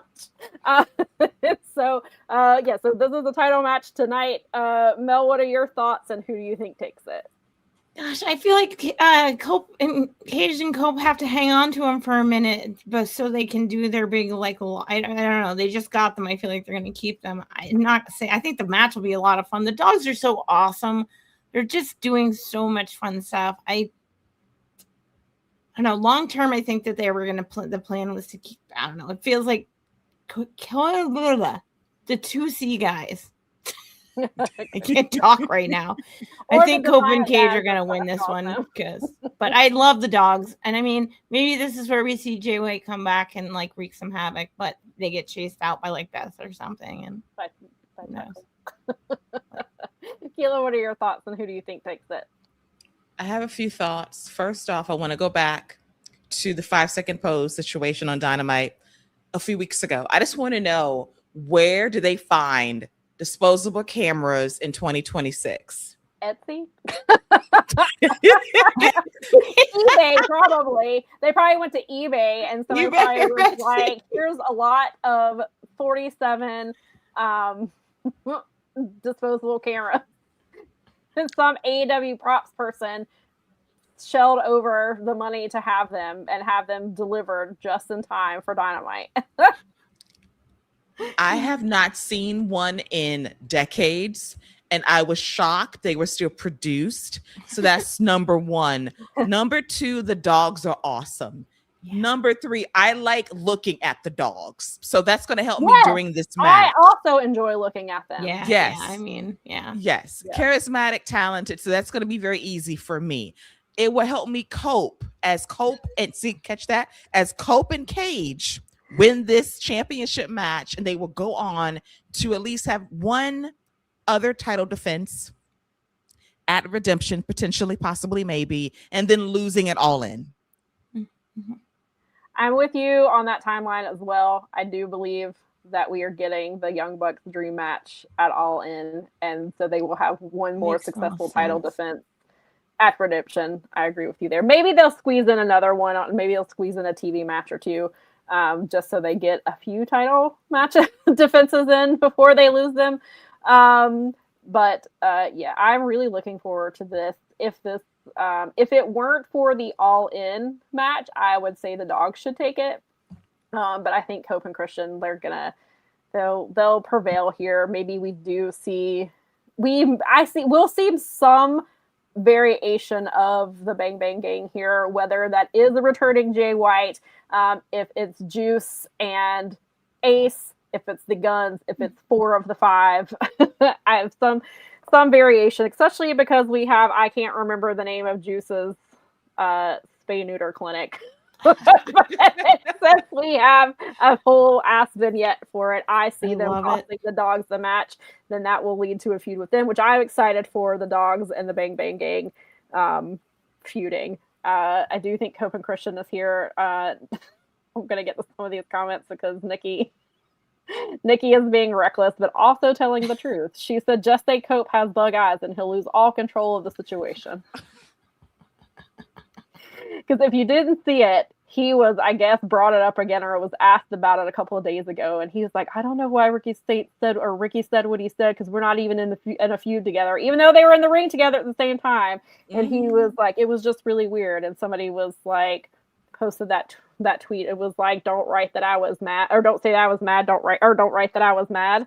That's definitely how that came off. Rob says he picks Cope and Cage.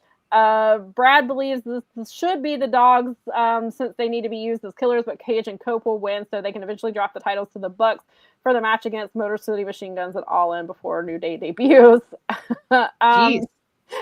Curry Head says, I'm going with CNC wrestling. Get out of my head, Curry Head, because I was going to say that.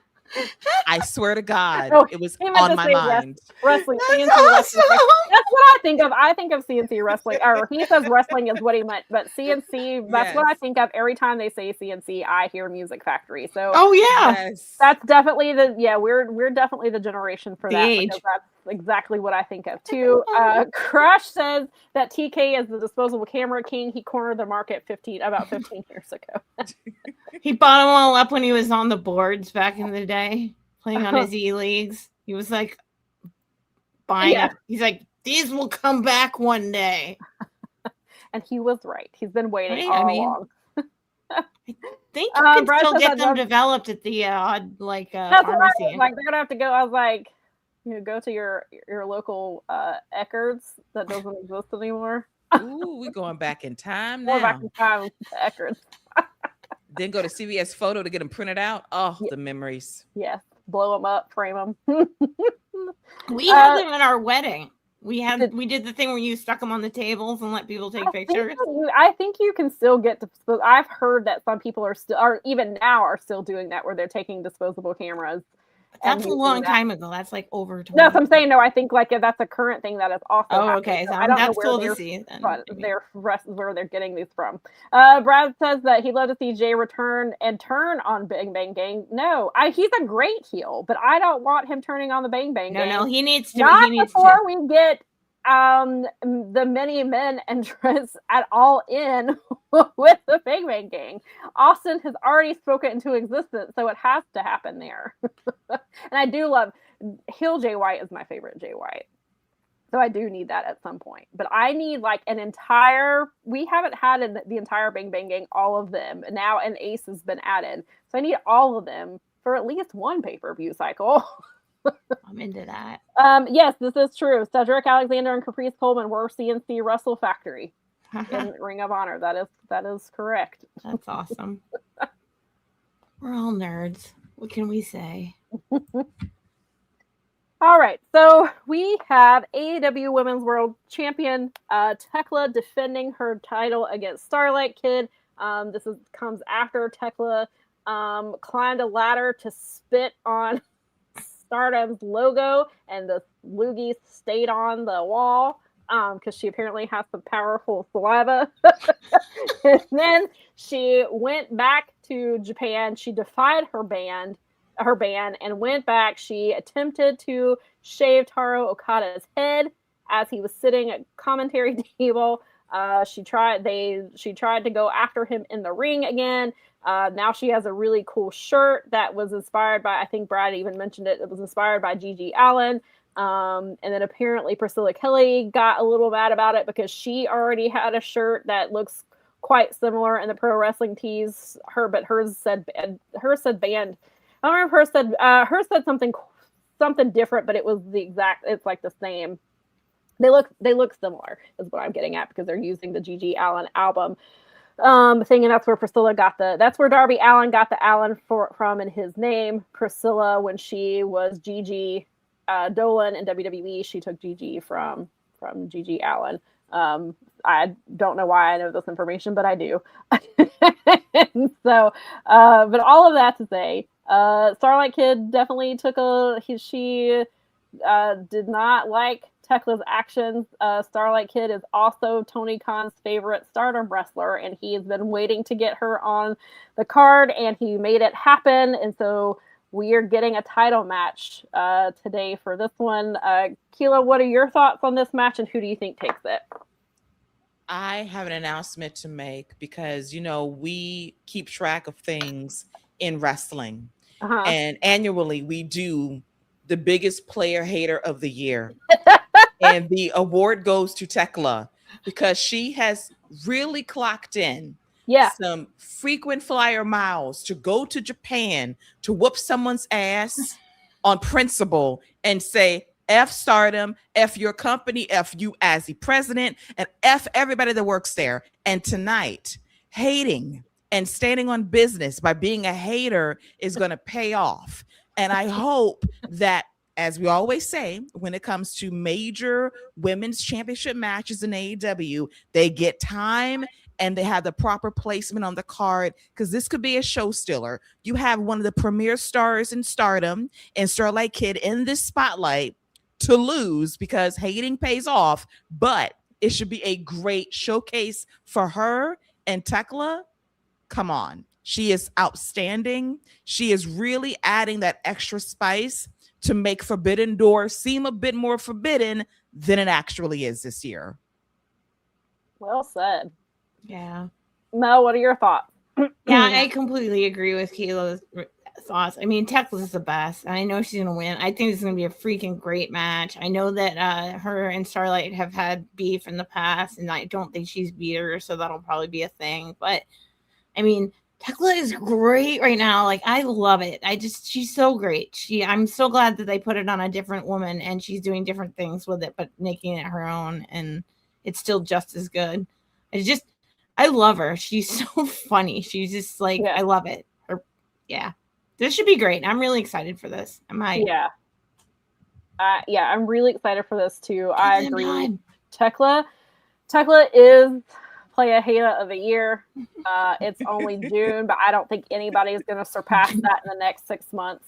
I think Thekla is only going to just add to her hating behavior. Even if she drops the title at Allin, that's just going to make her hate even more. If that's possible. I believe she has it within her to hate even more than she already hates. But I think, I'm really, really looking forward to this one. I think Thekla and Starlight Kid are going to have a really great match. I think it's going to prove that women deserve these matches. They deserve these spots. They deserve to have Starlight Kid deserves to have a spot like this. Who maybe she's not as, for some, American fans maybe, or she's not somebody they're super familiar with, or they've only heard her name, but I think she's going to come in and prove that she should be on this card. She should be getting a title shot. I think it's going to be really good. I mean, it would be cool to see, like, what if you did have Starlight Kid win and go to Allin? Like, that would be insane. I don't think that's what's happening here. I think Thekla is gonna take it, and she's gonna take it all the way to Allin. But this might end up being her best match. This might end up being the match of her title run. Like, this might be the one that we look back on and be like, that was the one. That was the match. That was her best one that showcased her the best. I think it could absolutely be this one. I'm gonna go to some of the comments here. Brad says, now this is the match that I'm most looking forward to. Thekla has been incredible since joining AEW. SLK is one of the 3 best talents in Stardom to date. Easily match of the night contender. Crash says, CEO Okada diving on the Stardom logo to try to avoid getting Thekla losing pure gold. Yes, that was great. He did. He tried to cover that logo with his entire body. She wouldn't. Curryhead says, I doubt when Toni Storm was gonna take her hiatus. I doubt there's no woman with that charisma, and Thekla has proven him wrong. Yes, Thekla has a ton of charisma. Again, great. I say it all the time. Like, I was surprised at how tiny she was when I saw her at Blood and Guts, because her aura and the way she carries herself, you would think she's 7 foot tall. Like, yeah. she's just has this larger, like, she exudes so much, which I think is what has made this work so well. And she can back it up in the ring. So it's not just the character and the mic skills. Like, she can back up what she does, which makes her even better. Crash says, yes, very excited for this. Thekla needs to burn it all down. You go, girl. Laurent said that he thinks this match will get 15 to 16 minutes. At a minimum. I don't know. Starlight Kid, if that's one of his favorite wrestlers outside of that's not currently signed to AEW, maybe he'll give them a little bit more. I mean, yeah, like there is that maybe match that's got to take a lot of time. But Tony, if he's a little generous, and will give it like 18 or something. Crash says Thekla has to be the one to finally break Mercedes live on TV. Michael says, what are the chances of SLK beating Thekla at Forbidden Door and Thekla want to get back at the Redemption pay-per-view? I think it depends on, I mean, Tony really likes her, so maybe. Possible. Like, I guess it's nothing is out of the realm of possibility in wrestling, so they could, now that they have added Redemption, we don't have this 6-week break between pay-per-views, perhaps.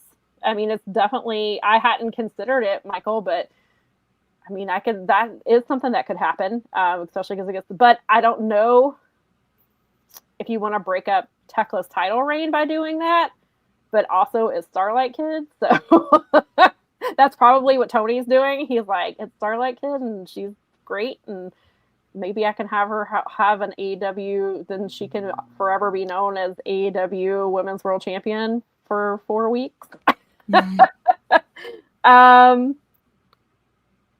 Fernando says Thekla versus CEO at Allin. And Curryhead thinks this match is going to go at least 20 minutes. I hope so. They should. They should, but who knows how much time they need for that damn cage match. So. 45 minutes. Plus singular introductions for everyone. Yeah. Take up 20. You're not wrong. Even think about it. The only reason I could see him doing a 1 month championship reign this close together is because it's Starlight Kid, and he has said, like, if it was anybody else.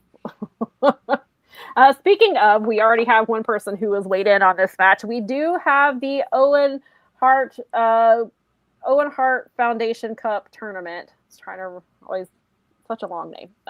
Rightfully so, Owen Hart Foundation. I keep seeing people talking about, because I obviously didn't get to watch the countdown to Forbidden Door last night, but I heard that there was a really great thing that they did with Mick Foley talking about the Owen Hart Cup Foundation, and a lot of people said it brought them to tears and it made them really emotional. So hopefully I will try to get to at least watch that. I'm sure they've clipped it, so maybe I can watch that before. And actually they'll probably show it during the buy, and they'll probably show that again. It So was super sweet, actually. I happened to watch like a chunk of that countdown show, and Mick Foley and Jeff Jarrett and a bunch of people talked about Owen and what a good person he was, and it was really nice tribute to him. It felt it was really, really well done. Tony really shows up when it comes to that stuff. I mean, he always does such a good job, and I thought it was awesome. I thought they like reminded us like this isn't just like some tournament. This is like important.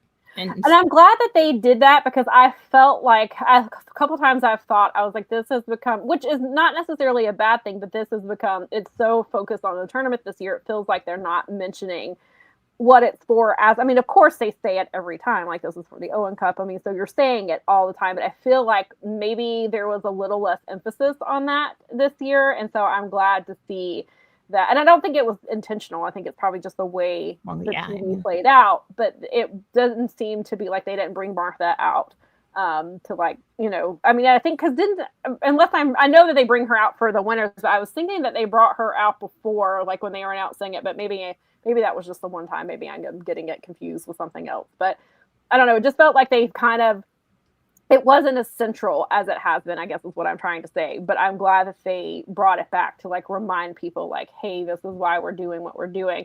This is why it's called the Owen Hart Cup Foundation, the Owen Hart Foundation Cup. Like this is what we're doing this for. And so I'm glad they did that. So the finals are tonight at Forbidden Door. And we have a match between two women who were not even supposed to be in this tournament. Mercedes took she took Willow's spot when she was injured, and then we had Maya come in as well. Or wait, no, that's the other way. Wait, no, yeah, I have it right? My mind's running. Yeah, Willow was the Mercedes replaced Willow, right? And then yes, because Maya replaced Three. That's right. Okay. Forgot for a second. I was like, so what just happened? But yeah, so neither one of these women were supposed to be in this tournament. Now they're here in the finals.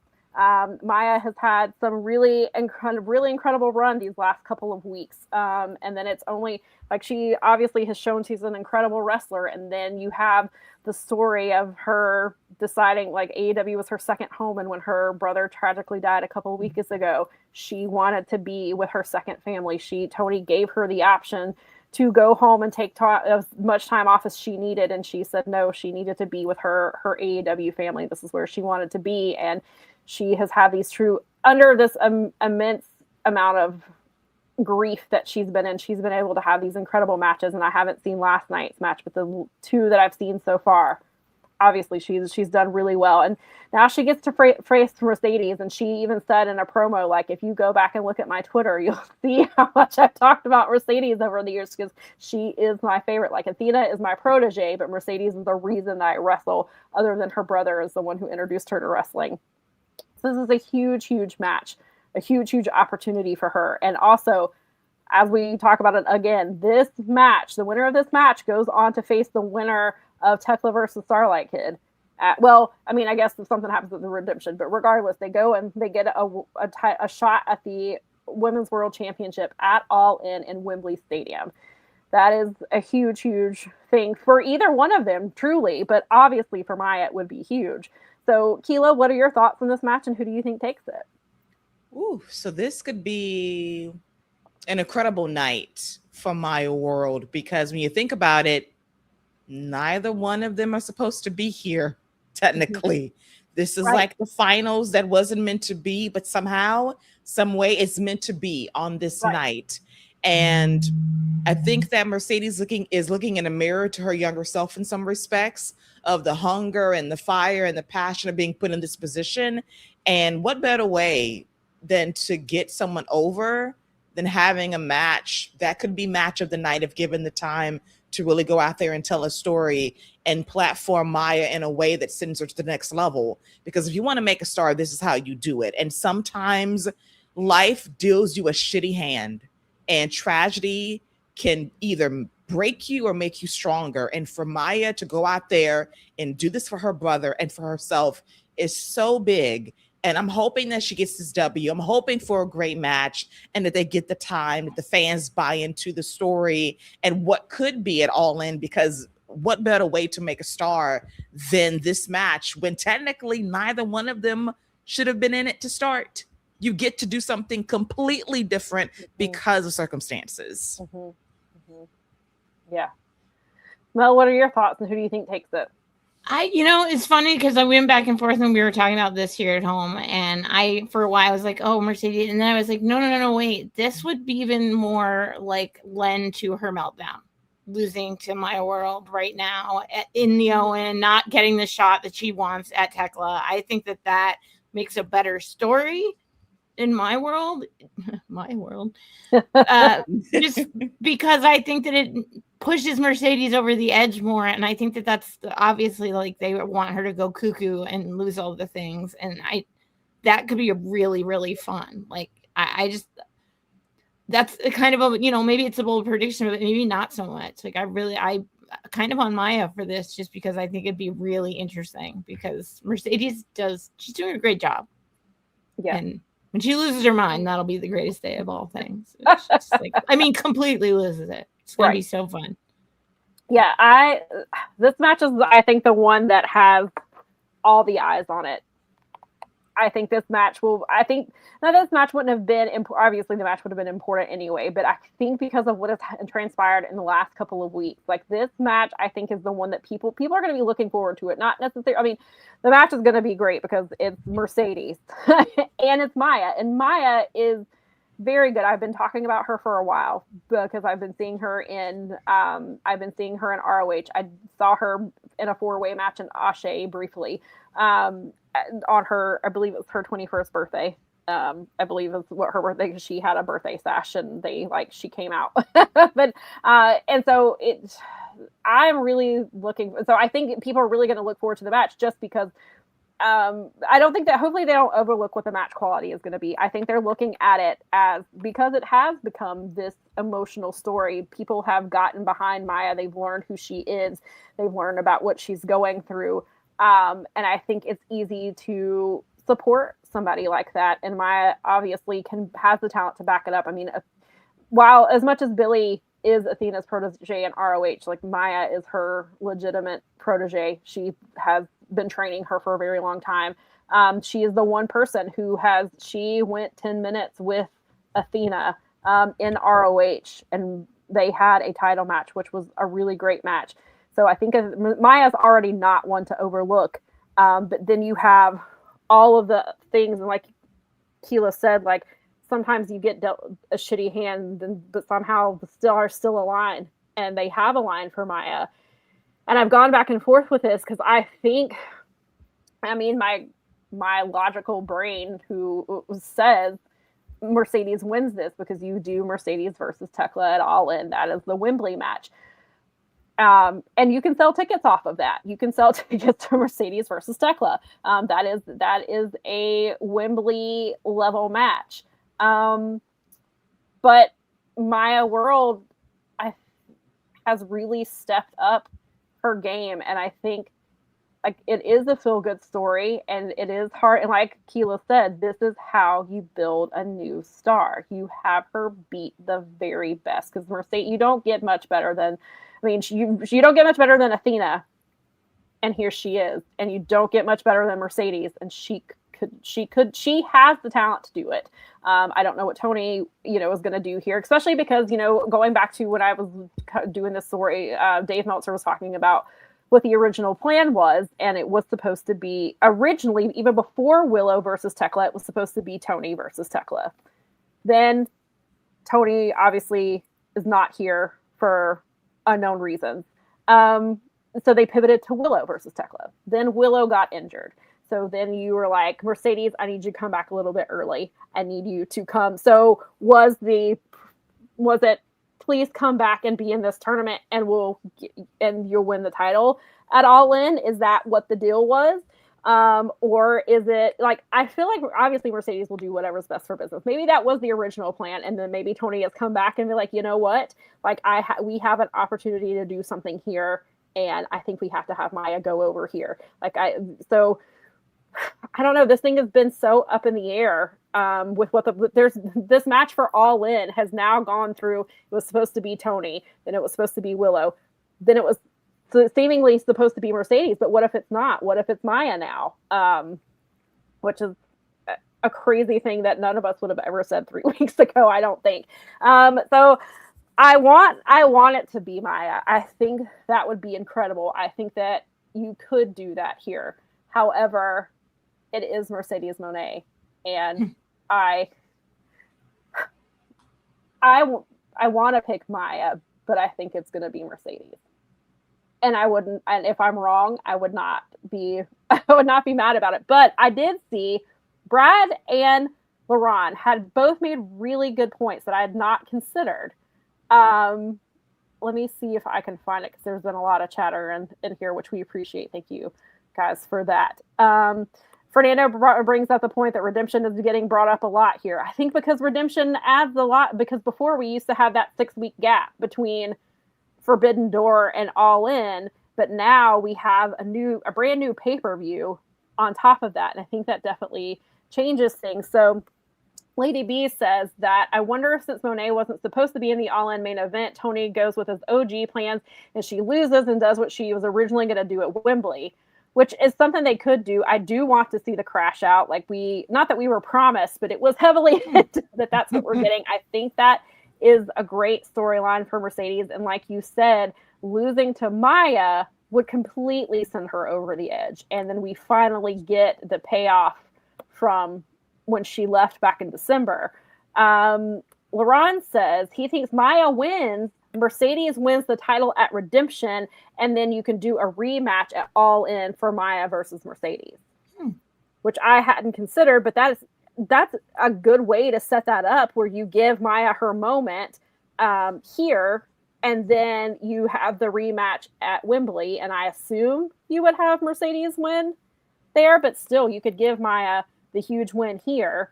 But Brad thinks that Maya is losing because of Athena, to set up Maya versus Athena for the ROH World title at All In or Redemption, where Maya wins, could be a great story. I think Maya is the one to defeat Athena. I think that's kind of been the plan for the last little bit, since they never did it with Billy. I think it was significant that survival of the fittest ended with the final 3 came down between Athena, Billy, and Maya. I thought that was very significant that it came down to her and her 2 proteges.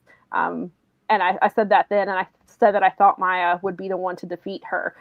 Where is a good question, because they could do it at Redemption or All In, because I believe the next ROH pay-per-view is Death Before Dishonor. Last year it was in September, but that's because All In was here, and so we don't know when that pay-per-view is going to be. So they could do. Athena has defended her title on an ROH pay-per-view. I mean, on an AEW pay-per-view before, so they could do that. And then also, because my thought kind of was, Athena and Mercedes beat Maya down after Maya won, and my thought then was that Athena helps Mercedes win at All In, so that she is guaranteed a shot at Mercedes' title. And that's where we get Mercedes Athena 2, because a lot of people, obviously, that's what we were expecting. They thought Athena versus Mercedes 2 was going to happen, and then Maya won, and people weren't happy about that. And that's one way you can get back to it, is having Athena help Mercedes, and then she's guaranteed a title shot at some point. Let's see. Michael says, do you think TK is going to let Maya World go to All In for the title? I think that's the big question. I would logically, I say no. Like, it's going to be Mercedes at All In. Like, that's the Wembley match is Mercedes. But the way things have gone, I mean, they could definitely, if they wanted to make a really big star, they could do it here. Lady B says the fact that Moné was the 3rd option in the world title picture at All In is wild when you think about it. And well, it is, but I mean, I guess it's because we don't know what the plans for her were, unless the plans were for her to not return until All In. So maybe that's why she wasn't a factor. Maybe she wasn't supposed to come back until All In, because if it was originally supposed to be Tony versus Thekla, maybe Tony was supposed to win the title, and that's where Mercedes comes in, and then they start their feud. So perhaps that's really what the original plan was. But when you put it that way, that is an insane thing to think about. Maria says that she doesn't think Mercedes versus Maya is not an all-in match. It's not a draw. Well, the match wouldn't be. I mean, I guess if they do a rematch, that's when it would happen, because the winner of this match faces the winner of whoever is still the champion at the time. Curry had said he hopes that I'm wrong and that he wants Maya to win. I mean, I do too. I also want her to win, but I think it's hard to bet against Mercedes. Crash says you're not gonna hand the title match to Mercedes at the next pay-per-view if she loses to Owen. Mercedes has to win, or Mercedes wins here. Fernando says he wants Queen Aminata to beat Athena. That was who I originally I had said a while back that if it wasn't going to be Billy, it should be Aminata, and I still wouldn't be mad at it. But I think Maya is the play. Fernando says he thinks that Athena gets redemption on CEO. At Redemption, I think Redemption is going to end up being a bigger pay-per-view than it looks. I mean, maybe we're just projecting on Redemption what we think it's going to be, but it seems like Redemption's going to be a really big deal, because putting it that close to All In it definitely seems like it's going to have some really big ramifications for sure. So yeah, I think this match is going to be the one that everybody has their eyes on, for match quality and who wins it. It's nice to not know. I think that's the good news. Because when it's like, oh, we all know who's going to win, blah, that makes it less exciting. Like this match. I mean, yeah, it's hard to. Oh, Maria says she meant to say Thekla versus Maya. And Maya, she doesn't believe it's an all-in match. That's totally fair. Yeah. That's kind of where to me, like, I don't see that. I have a feeling when you can have Mercedes versus Thekla, at All In, I feel like when you look at it that way. But then if you, so I know what you're saying, Maria. Okay, so the other Owen Hart Foundation Cup final match, it's Swerve Strickland versus Will Ospreay.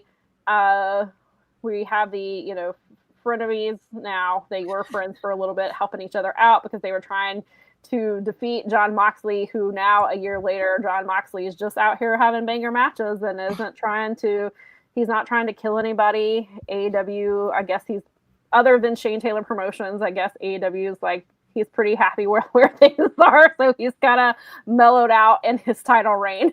But now you have Swerve and Ospreay, who again, the winner of this match gets a title shot at Wembley, which I think pretty much spells out what's going to happen here. But Keela, I will still love to hear your thoughts. And who do you think takes it? Mel spoke to my spirit when she said what she said. And, sometimes the outcome is obvious and you must accept that. You must be resigned to what is going to be. And that's okay. And they can still have a great wrestling match. They can still have one of the better matches on the card, but please, we know what this is. It's Will Ospreay. He's winning to go all in to win the championship. And it's predictable, but I'll take predictable over doing something stupid just to spite the fans and swerving people for no reason. So let's just get to where we need to go to. Let's just get there as predictably as possible. I'll take the scenic route to London. That's okay. I'll live.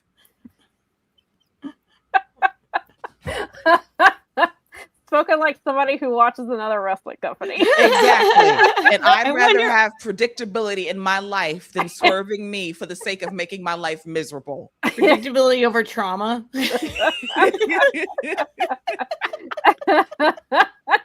I'm controlling the controllables here, okay? Yes, we controlling the narrative here. Okay, better than the actual controlling of the narrative that cannot be controlled anymore. Wouldn't that? You know what? It's so funny when you look at this because you're like, of course. I mean, obviously, I'm on the loss right here, and obviously, this thing writes itself. And I still think it's going to be an awesome match. These two are going to have a great time. It's not going to be some pushover match. They're going to get their time, and they're going to have an awesome match. But it's like, can you imagine if Tony did that? Like, it'd just be insane. Like, it just, just kidding. It's Swerve. I mean, listen, obviously, if Swerve won, I would be hyped for him. But that would be like the silliest booking decision in the world. And I mean, I think Will obviously win the Owen Hart because he was destined to do it last year and he got sidetracked, and Swerve, is part of that story. This is going to be an awesome match. Like, these two are going to kill it.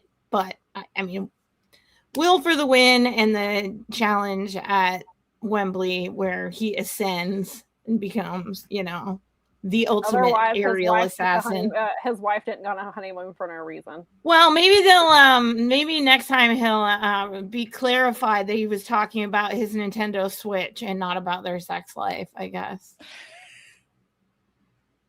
Dude, come on.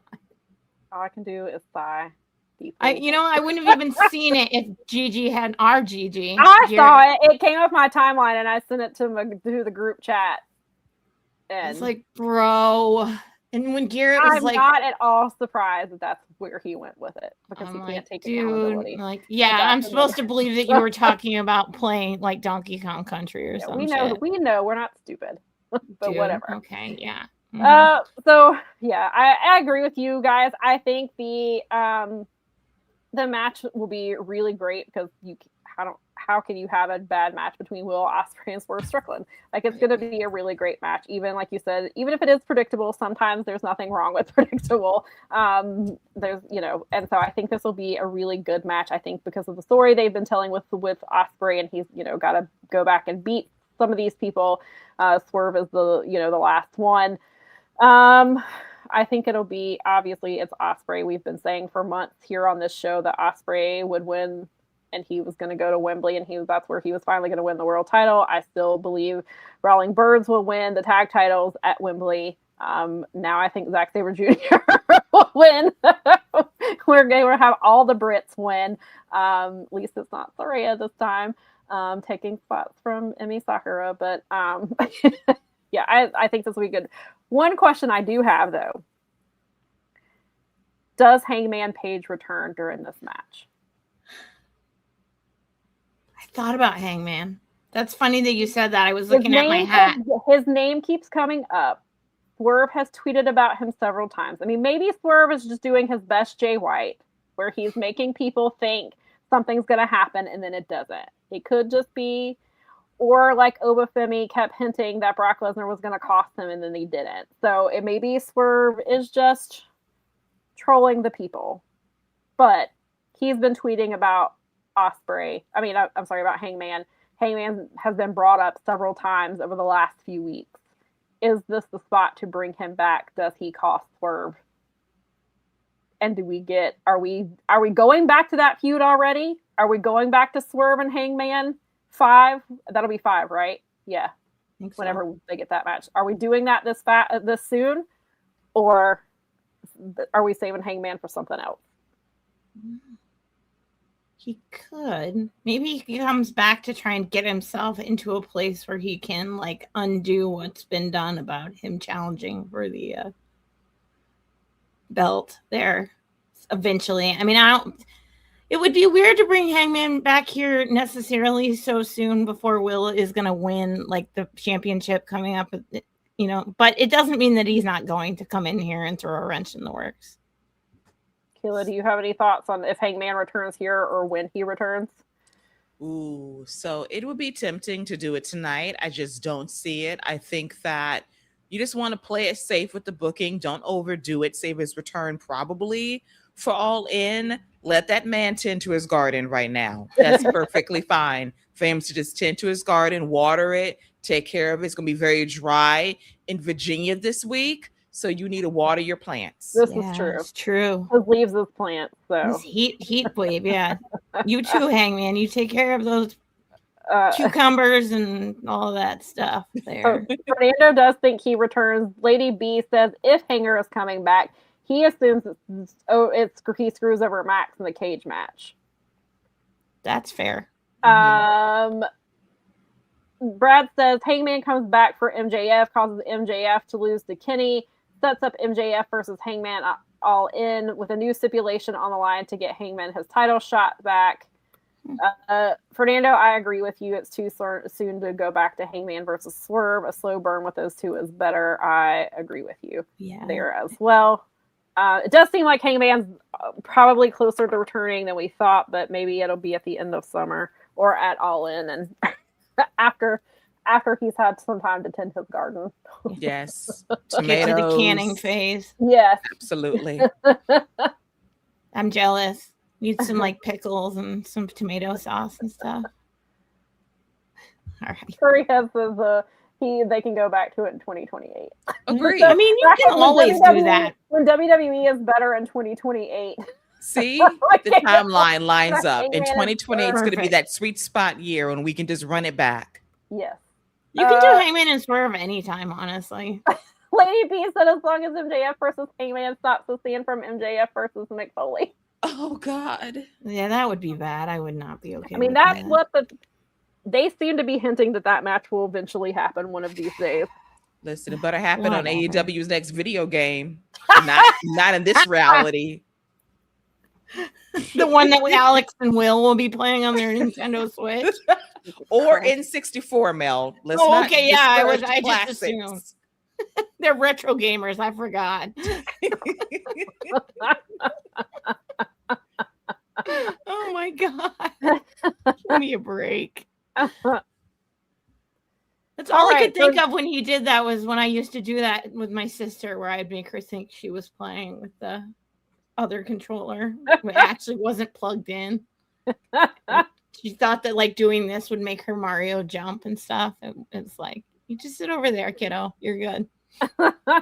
So for some reason, we're having a triple main event. Yeah, what? Yeah. That's what they kept saying. I was like, what are you talking about? Yeah, for some reason, it's a triple main event. And is it because of the steel cage in these two teams? That's three of them?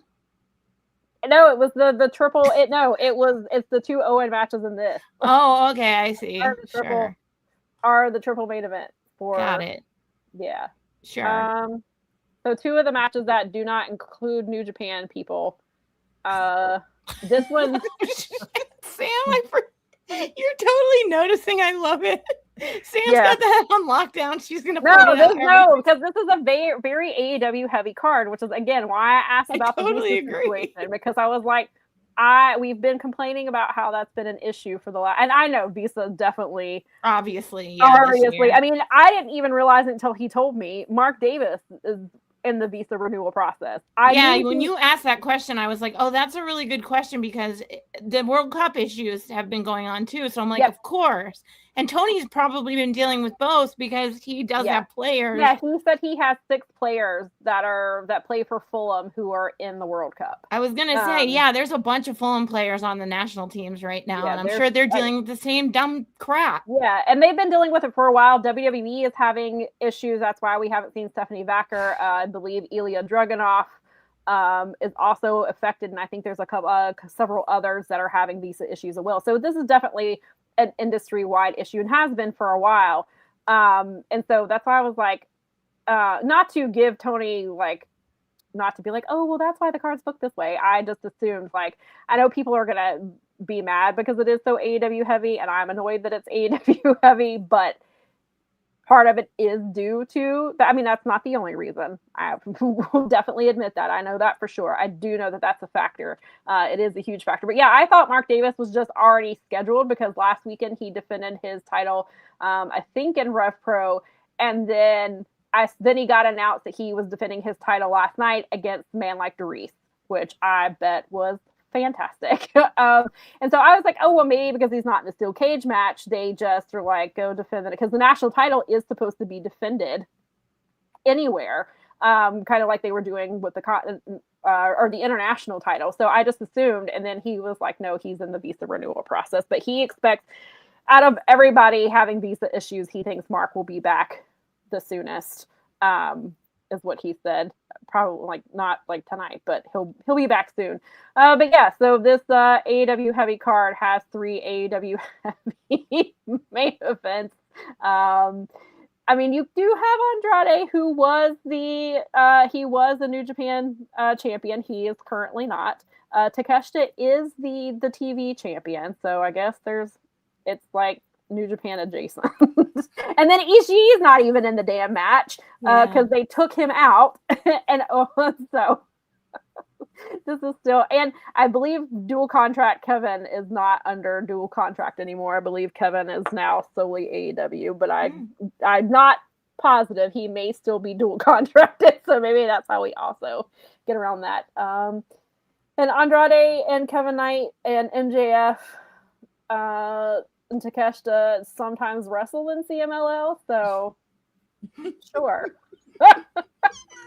That's what Tony's thinking. He was like, well, they wrestle, they wrestle around in different promotions. It's fine. It's new math. It's not Snyder math anymore. It's Tony Khan math. He's like, how many New Japan / CML adjacent wrestlers who are actually contracted? Carry the one, multiply by 16, divide it in half twice. The entire Don Callis family. Add stoppage time. I don't know. Sure, 3 of them. He had 2 main events and then 1 main event in stoppage time, like they do in football. So yes, this match, I guess there is a stipulation that if Mark Briscoe, if Team Briscoe wins, Mark Briscoe gets a shot at MJF's title. And I guess if MJF wins, the match just doesn't happen. I guess that's what they get, unless I've somehow missed it. I guess that's it. MJF doesn't have to wrestle Mark Briscoe again, which might be actually the better stipulation, because we can take a break from Mark Briscoe and MJF, much like we can take a break from Swerve and Hangman and Kyle Fletcher and what's his face? We can take breaks for this. Yeah. We can take those breaks. But so that's what's happening here. And MJF had Don Callis. They went and had drinks, and Don Callis chose members of the many members of the Don Callis. He couldn't even pull Volador Jr. and maybe he's having visa issues. Maybe that's why he's not in this. But Volador Jr. wrestles for CMLL and is in Don Callis family, but maybe him and Kimonito are having visa issues, so they don't get to be in it. So these are the ones we chose. So it's MJF, Kyle Fletcher, Okada. So you have Proto Okada in here. Kevin Knight, who still wants MJF's title. Jake Doyle, and Andrade, who is not thrilled to be in the Don Callis family, against the conglomeration, which is Mark, Takeshita, Darby. Well, they're obviously not in the conglomeration, but they're in this match. Takeshita and Darby, and then the trios champions are in this match as well. And Ishii and his yearbook photo t-shirt are not in this match. So, Mel, what are your thoughts on this match, and who do you think takes it? Gosh, I mean, it seems like, I don't know. I guess I want them to give Mark Briscoe a title shot, maybe, but it seems like the Don Callis family is just going to screw this whole thing up and make sure that MJF is protected, and that Mark Briscoe might have to seek his title shot elsewhere. Don Callis family, they're so shady. They're always doing so much BS. I feel like Don is going to get in there and pull some bananas crap and protect his boy. But I mean, it'd be cool to give Mike the shot. I don't know. I'm gonna say that Don Callis family and all 850 other members that are in here show back up and they start pulling open the chain link steel cage, and oops, somebody fell out. Just replace it with another Don Callis member. There's enough. They won't even notice. It's fine. No, Trent was very sad that he didn't get selected. So maybe this is how they'll put Trent. It's just hard to believe that Don Callis does not get involved in this somehow, because he's Don Callis. He just can't, and he can't help himself. And I don't know. I think he's still protecting his boy for a future, unless Hangman does show up and screw around with this situation and mess up. And then that is where I could potentially see Mark Briscoe. If they do bring Hangman back here, then Mark Briscoe, just so that Mark Briscoe gets his shot. I still don't foresee a Mark Briscoe champion in the AEW's like. Listen, we got Darby Allin, so why not? No, I'm not saying it couldn't happen. It seems like with the progression of where we are. Yeah. And for me, I don't want to see Mark Briscoe be a temporary champ. Like, here's the belt, have a couple of things and then move along, because we all know it's going to Will. So right. I mean, it's coming. Like, that day is coming, and it's been coming for a long time, and it seems like with all the momentum right now, like, it would be silly for it to not be him. But I mean, if you're gonna have Hangman show up, this would be the place, and then you give him the shot. Otherwise, I think that Don Callis family stands Don Callis family strong for 15,000 more years. And Kilo, what do you think? Oh boy. You had to come to me at the end. Well, allow me to grab my soapbox because I have things to say. Please do. Okay. Box that up. All right. So we have come here today to talk about the very last match on this card. And I love how Sam really tried her very best to find a reason as to why we should give a shit. She really did. She tried really hard. She tried to do 6 degrees of Forbidden Door, and it did not work. And I'm working with what I got. She tried. She tried to say there's New Japan here, CMLL there. It does not add up, mathematically speaking, to what we need. So when you think about the triple main event, the triple decker of AEW stars, and you think about the name of this show, Forbidden Door. Mm-hmm. I love TK. And you know, me and TK, we have some issues from time to time, but generally I respect and appreciate the man. However, this concept, despite the visa issues, which are plentiful, I get it. However, we shall now retire the name Forbidden Door and call it the Open Door. That's what this should be now, because this makes no sense to me. You triple decked a main event of AEW talent, therefore nuking the point of the name of the show called Forbidden Door.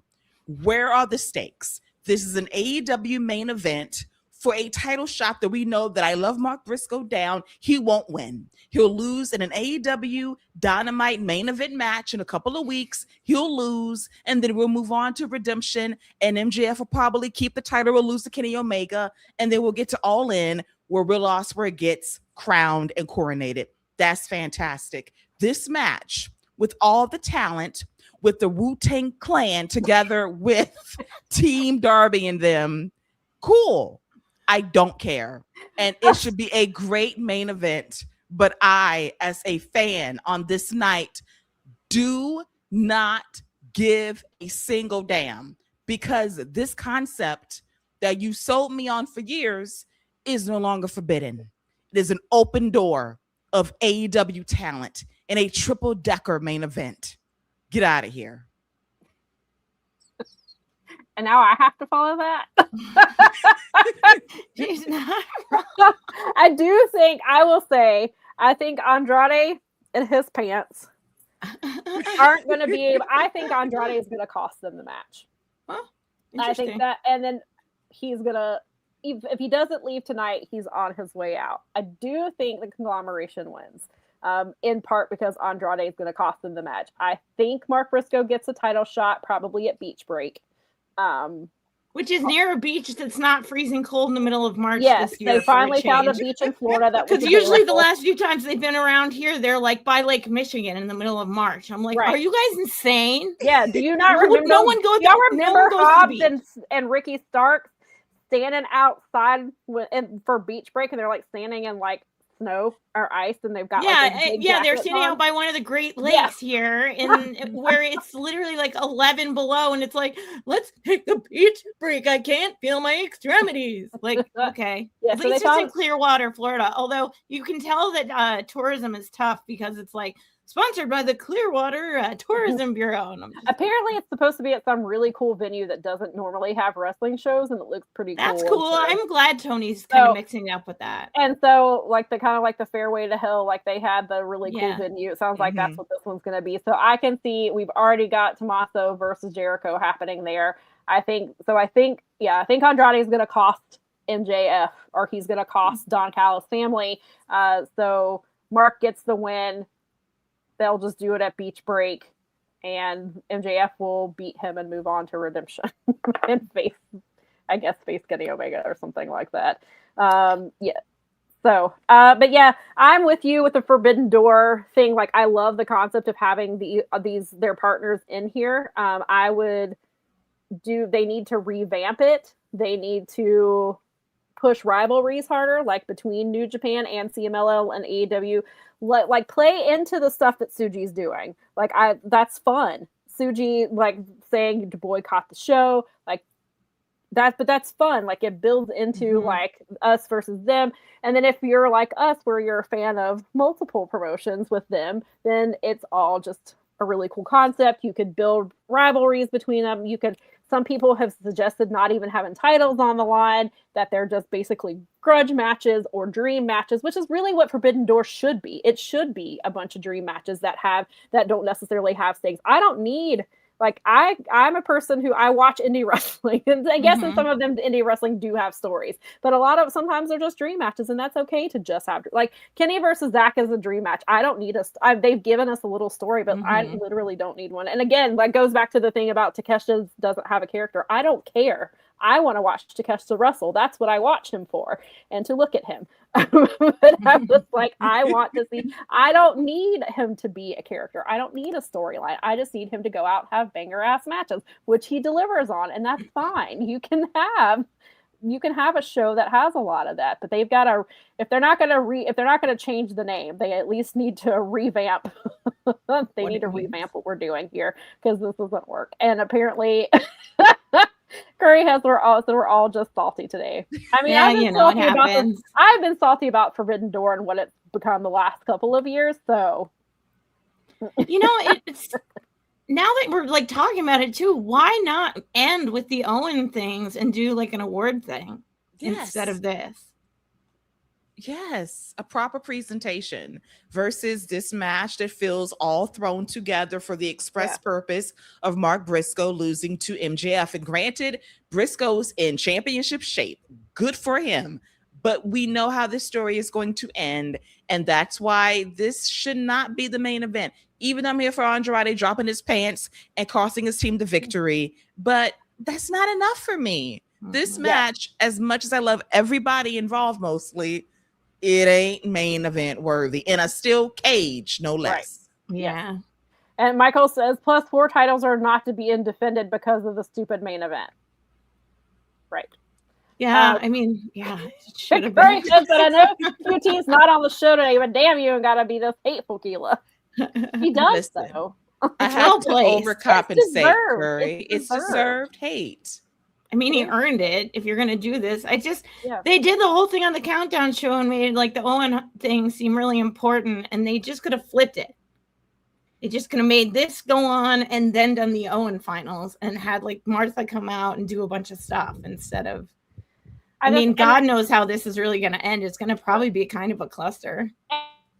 AEW fans and people who like the company, if I am a New Japan only fan or a Stardom only fan, I mean, maybe Stardom, Thekla versus, because of the stuff they've been doing, maybe that's enough to sell it. But if I'm a New Japan fan, I don't know if I would buy this pay-per-view. Yeah, if I only watch New Japan and I saw this card and the 3 main events are AEW heavy, I mean, yeah, it has Takeshita in it. He's my TV champion, but like, so yeah, if I'm even maybe a CMLL fan, like if you're a fan of these other promotions and maybe not so much a fan of AEW, like, do you buy this card?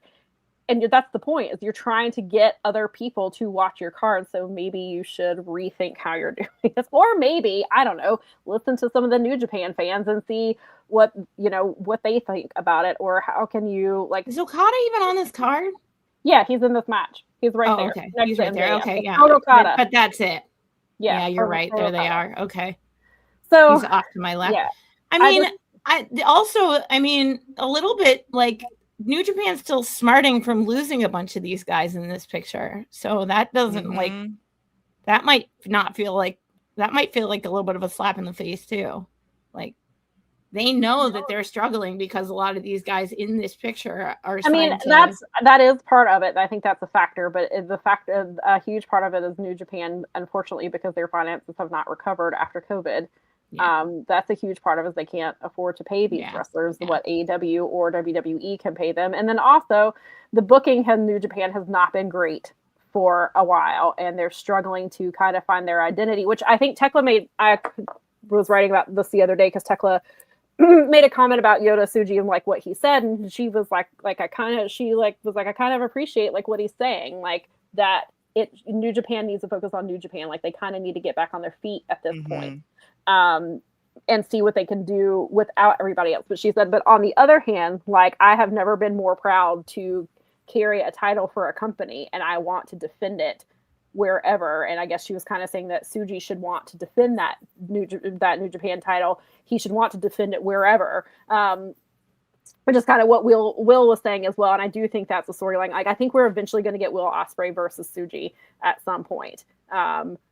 Maybe it's at Wrestle Kingdom, maybe it's somewhere else, but it feels like at some point. I mean, maybe it is just to build hype for this show that has three AEW main events on it, and Tsuji is not scheduled for the card. Maybe he shows up, maybe not. But I do feel like there's something to that.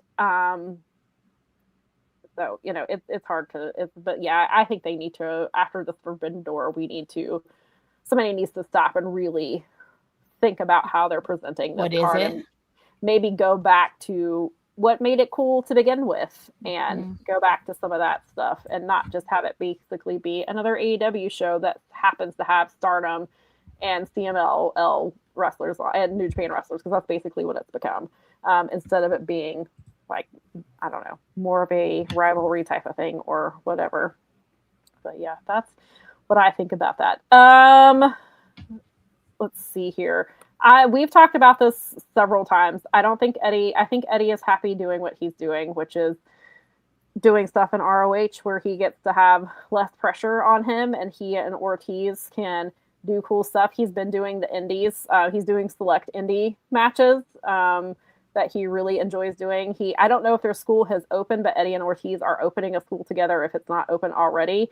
So I think he kind of is enjoying what he's doing. And I think he even said in a quote recently that like that's how wrestling is. It just kind of cycles through people. Like sometimes you're on TV for a while and sometimes you're not. But they're doing a lot of really cool stuff in ROH. They've got Mance Warner involved now, which is a ton of fun down there. So like he's doing, like it's not like he's doing nothing. He's doing a lot in ROH. And like we've mentioned before, ROH films once a month. So he can, maybe that takes some pressure off of him with some of the stuff he's dealing with. He was coming back from a very serious injury. He's obviously been open about some of his mental health stuff too. So maybe having a schedule like this, maybe that's just something that works better for him. Or maybe just because there are so many people on TV, they just don't have anywhere to put him other than ROH. And then he can just do stuff down there and have fun with Ortiz and help build up young tag teams down there, which is kind of what he's been doing. Lady B says, well, I think the champion can just say, I'm not showing up to that show and the bosses allow it. Tsuji's like, well, I'm going to make it. I'm just not going to do it. Mm-hmm. Crash wants to know, who do we think wins the TBS title Survival of the Fittest next week? I want it to be Aminata. Me too. Shota makes sense because of the story they're telling. She also, the story with Chris, and then Shota has held the AEW the Women's World Championship several times. She's never held the TBS title. So it kind of feels like they're leaning towards Shota, but I want it on Queen Aminata. Yeah, that would be better. I mean, it'd be someone new and someone fun, and she's great. Yeah. Yes, absolutely. Yeah. All right, before we get out of here, Keela, what is your sleeper match of the night? Ooh, let's see. Starlight Kid Thekla. Okay. Mel, what's your sleeper? She kind of stole mine. I mean, that one's going to be a really good one. Other than that, though, let's go. Wait. Here. Yeah, like that Thekla match just looks so good. But let's see. I'm going to go with... Oh, yeah. And don't forget Bandido and John Moxley. That could be a real banger. That's what I was looking at, too. Because I think Thekla and Starlight Kid could be match of the night. I mean, I guess people saw, maybe they are sleeping on it because they're more focused on Mercedes Maya or just matches in general. So maybe it could be a sleeper. I definitely think it has the capability of being match of the night, but I think sleeper is either going to be Mox and Bandido, or it's going to be the Bucks versus El Sky team versus Shingo and Teton. Because that match is going to be a banger just because of who's in it. Although we just forgot that Kenny Omega and Zack Sabre Jr. Well, that's not a sleeper. That's you're right. That's match of the night for me, which I was just getting ready to ask. Match of the night. Match of the night. That's it. That will be absolutely Kenny Omega and Zack Sabre Jr. No doubt about it. Yeah. That's I mean, it's how can they not be? Those two are just so awesome. Yeah. And I know that we are putting so much on Kenny Omega, being who he is, and we just expect him to have match of the night. But I think he can still do it. I think he can still. I think that again, why I think he deserves more than a month-long title run. Yeah. I think he can still go, but I think Zack is still at the top of his game. And Zack and Jack Perry is not a technical wrestler, but Jack looked really good the other night. And I thought that's not that Jack is not that Jack didn't hold up his end, but I think that just proves like what kind of a wrestler that Zack is. That Zack can force people to wrestle his match and do well with it. So I think that Zack will pull out 2018 Kenny Omega at least to the part. So yeah, I definitely think that's going to be match of the night. Curryhead says that he thinks Thekla versus Starlight Kid is the sleepiest of sleepers.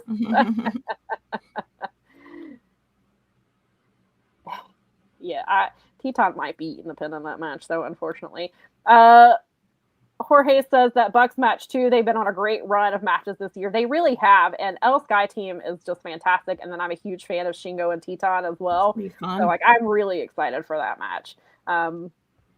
Curryhead said Zack made Jack Perry look like a technical machine. Yeah, and again, that's not to take away anything from what Jack did, because he definitely held his own there. But yeah, Zack definitely, he can pull that out of a lot of people, and so I think he might be able to find little bits of 2018 Kenny in there for he is one of those people like Okada that just it's yours to lose basically when you're wrestling them, because they're going to give you everything and they're going to work with you, and I mean, like, it's just like you either can or can't at that point. So right All right, so we have reached the end of the card. As far as we know, at 3:48 p.m. Eastern Time, TC Marshall is not on this buy-in, but anything can happen. We still got time. I mean, Tony loves his standby matches. He loves the wrestling matches out there. Or he can totally do it too. Or he can look at the buy-in and be like, "How does this only have women? We can't have that." Get out there. QT, go on. Oh, and they have a tequila sponsor on this pay-per-view. Oh, golly. I don't think it's a Vita Coco situation, but I mean, it could be. Maybe we'll have Aaron Solo dressed up as tequila. Yeah. Cool. Maybe he'll be just a big lime or something. Yeah. He could be. It's for or they could tie it in and they could have midnight margaritas in September when you do Practical Magic 2. There you go. All right, Keela, where can the people find you? Yes, you all can find me on Lady Wrestling X on Twitter and on Blue Sky and on Threads under Lady Wrestling. I'm on there a bit more now talking about some stuff, which is very fun. And the break is still breaking for me. I'm only showing up sporadically for post shows and for Powerbombshells. A well-deserved break. And trust me when I say I am looking forward to Forbidden Door, even though Forbidden Door is not looking forward to me.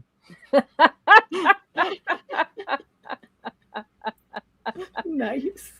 Laurent, they seem to be, that's the thing, they seem to be building for Forbidden Door in New Japan a little bit, and then it just kind of fell apart. And I do think, I don't want to blame everything on visas. I do think that was a factor, and for whatever reason they didn't pivot. It seemed promising earlier in the year. There were a couple of things that seemed to be, and then it didn't. But I agree with you, it should be built throughout the year. Mm-hmm. Nikki said she can't wait for Zack to repeatedly call Kenny a dickhead and then to hear Zack's frustration through the match. It's my favorite. Yeah. Zach talking shit through matches is so much fun. Temper tantrum, Zach. Gotta Yes. love it. Crash says that we need more Keela. Keela knows there's an open. It's not a forbidden door here. It is an open door. Wide open. Keela can No walk door. through it anytime. Keela can message us and be like, "Hey, drop that link. I'm coming. I've got things to say. Please send me the link." She can do it in the middle of the show, and we would be like, "Hang on." Seems right. No lies detected.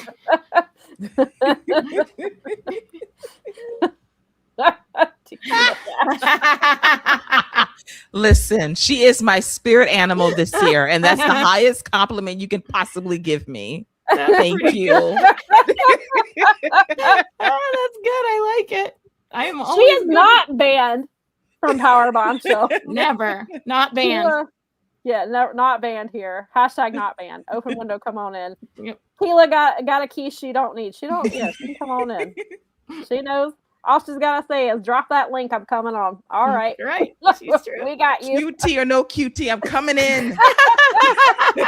Yes.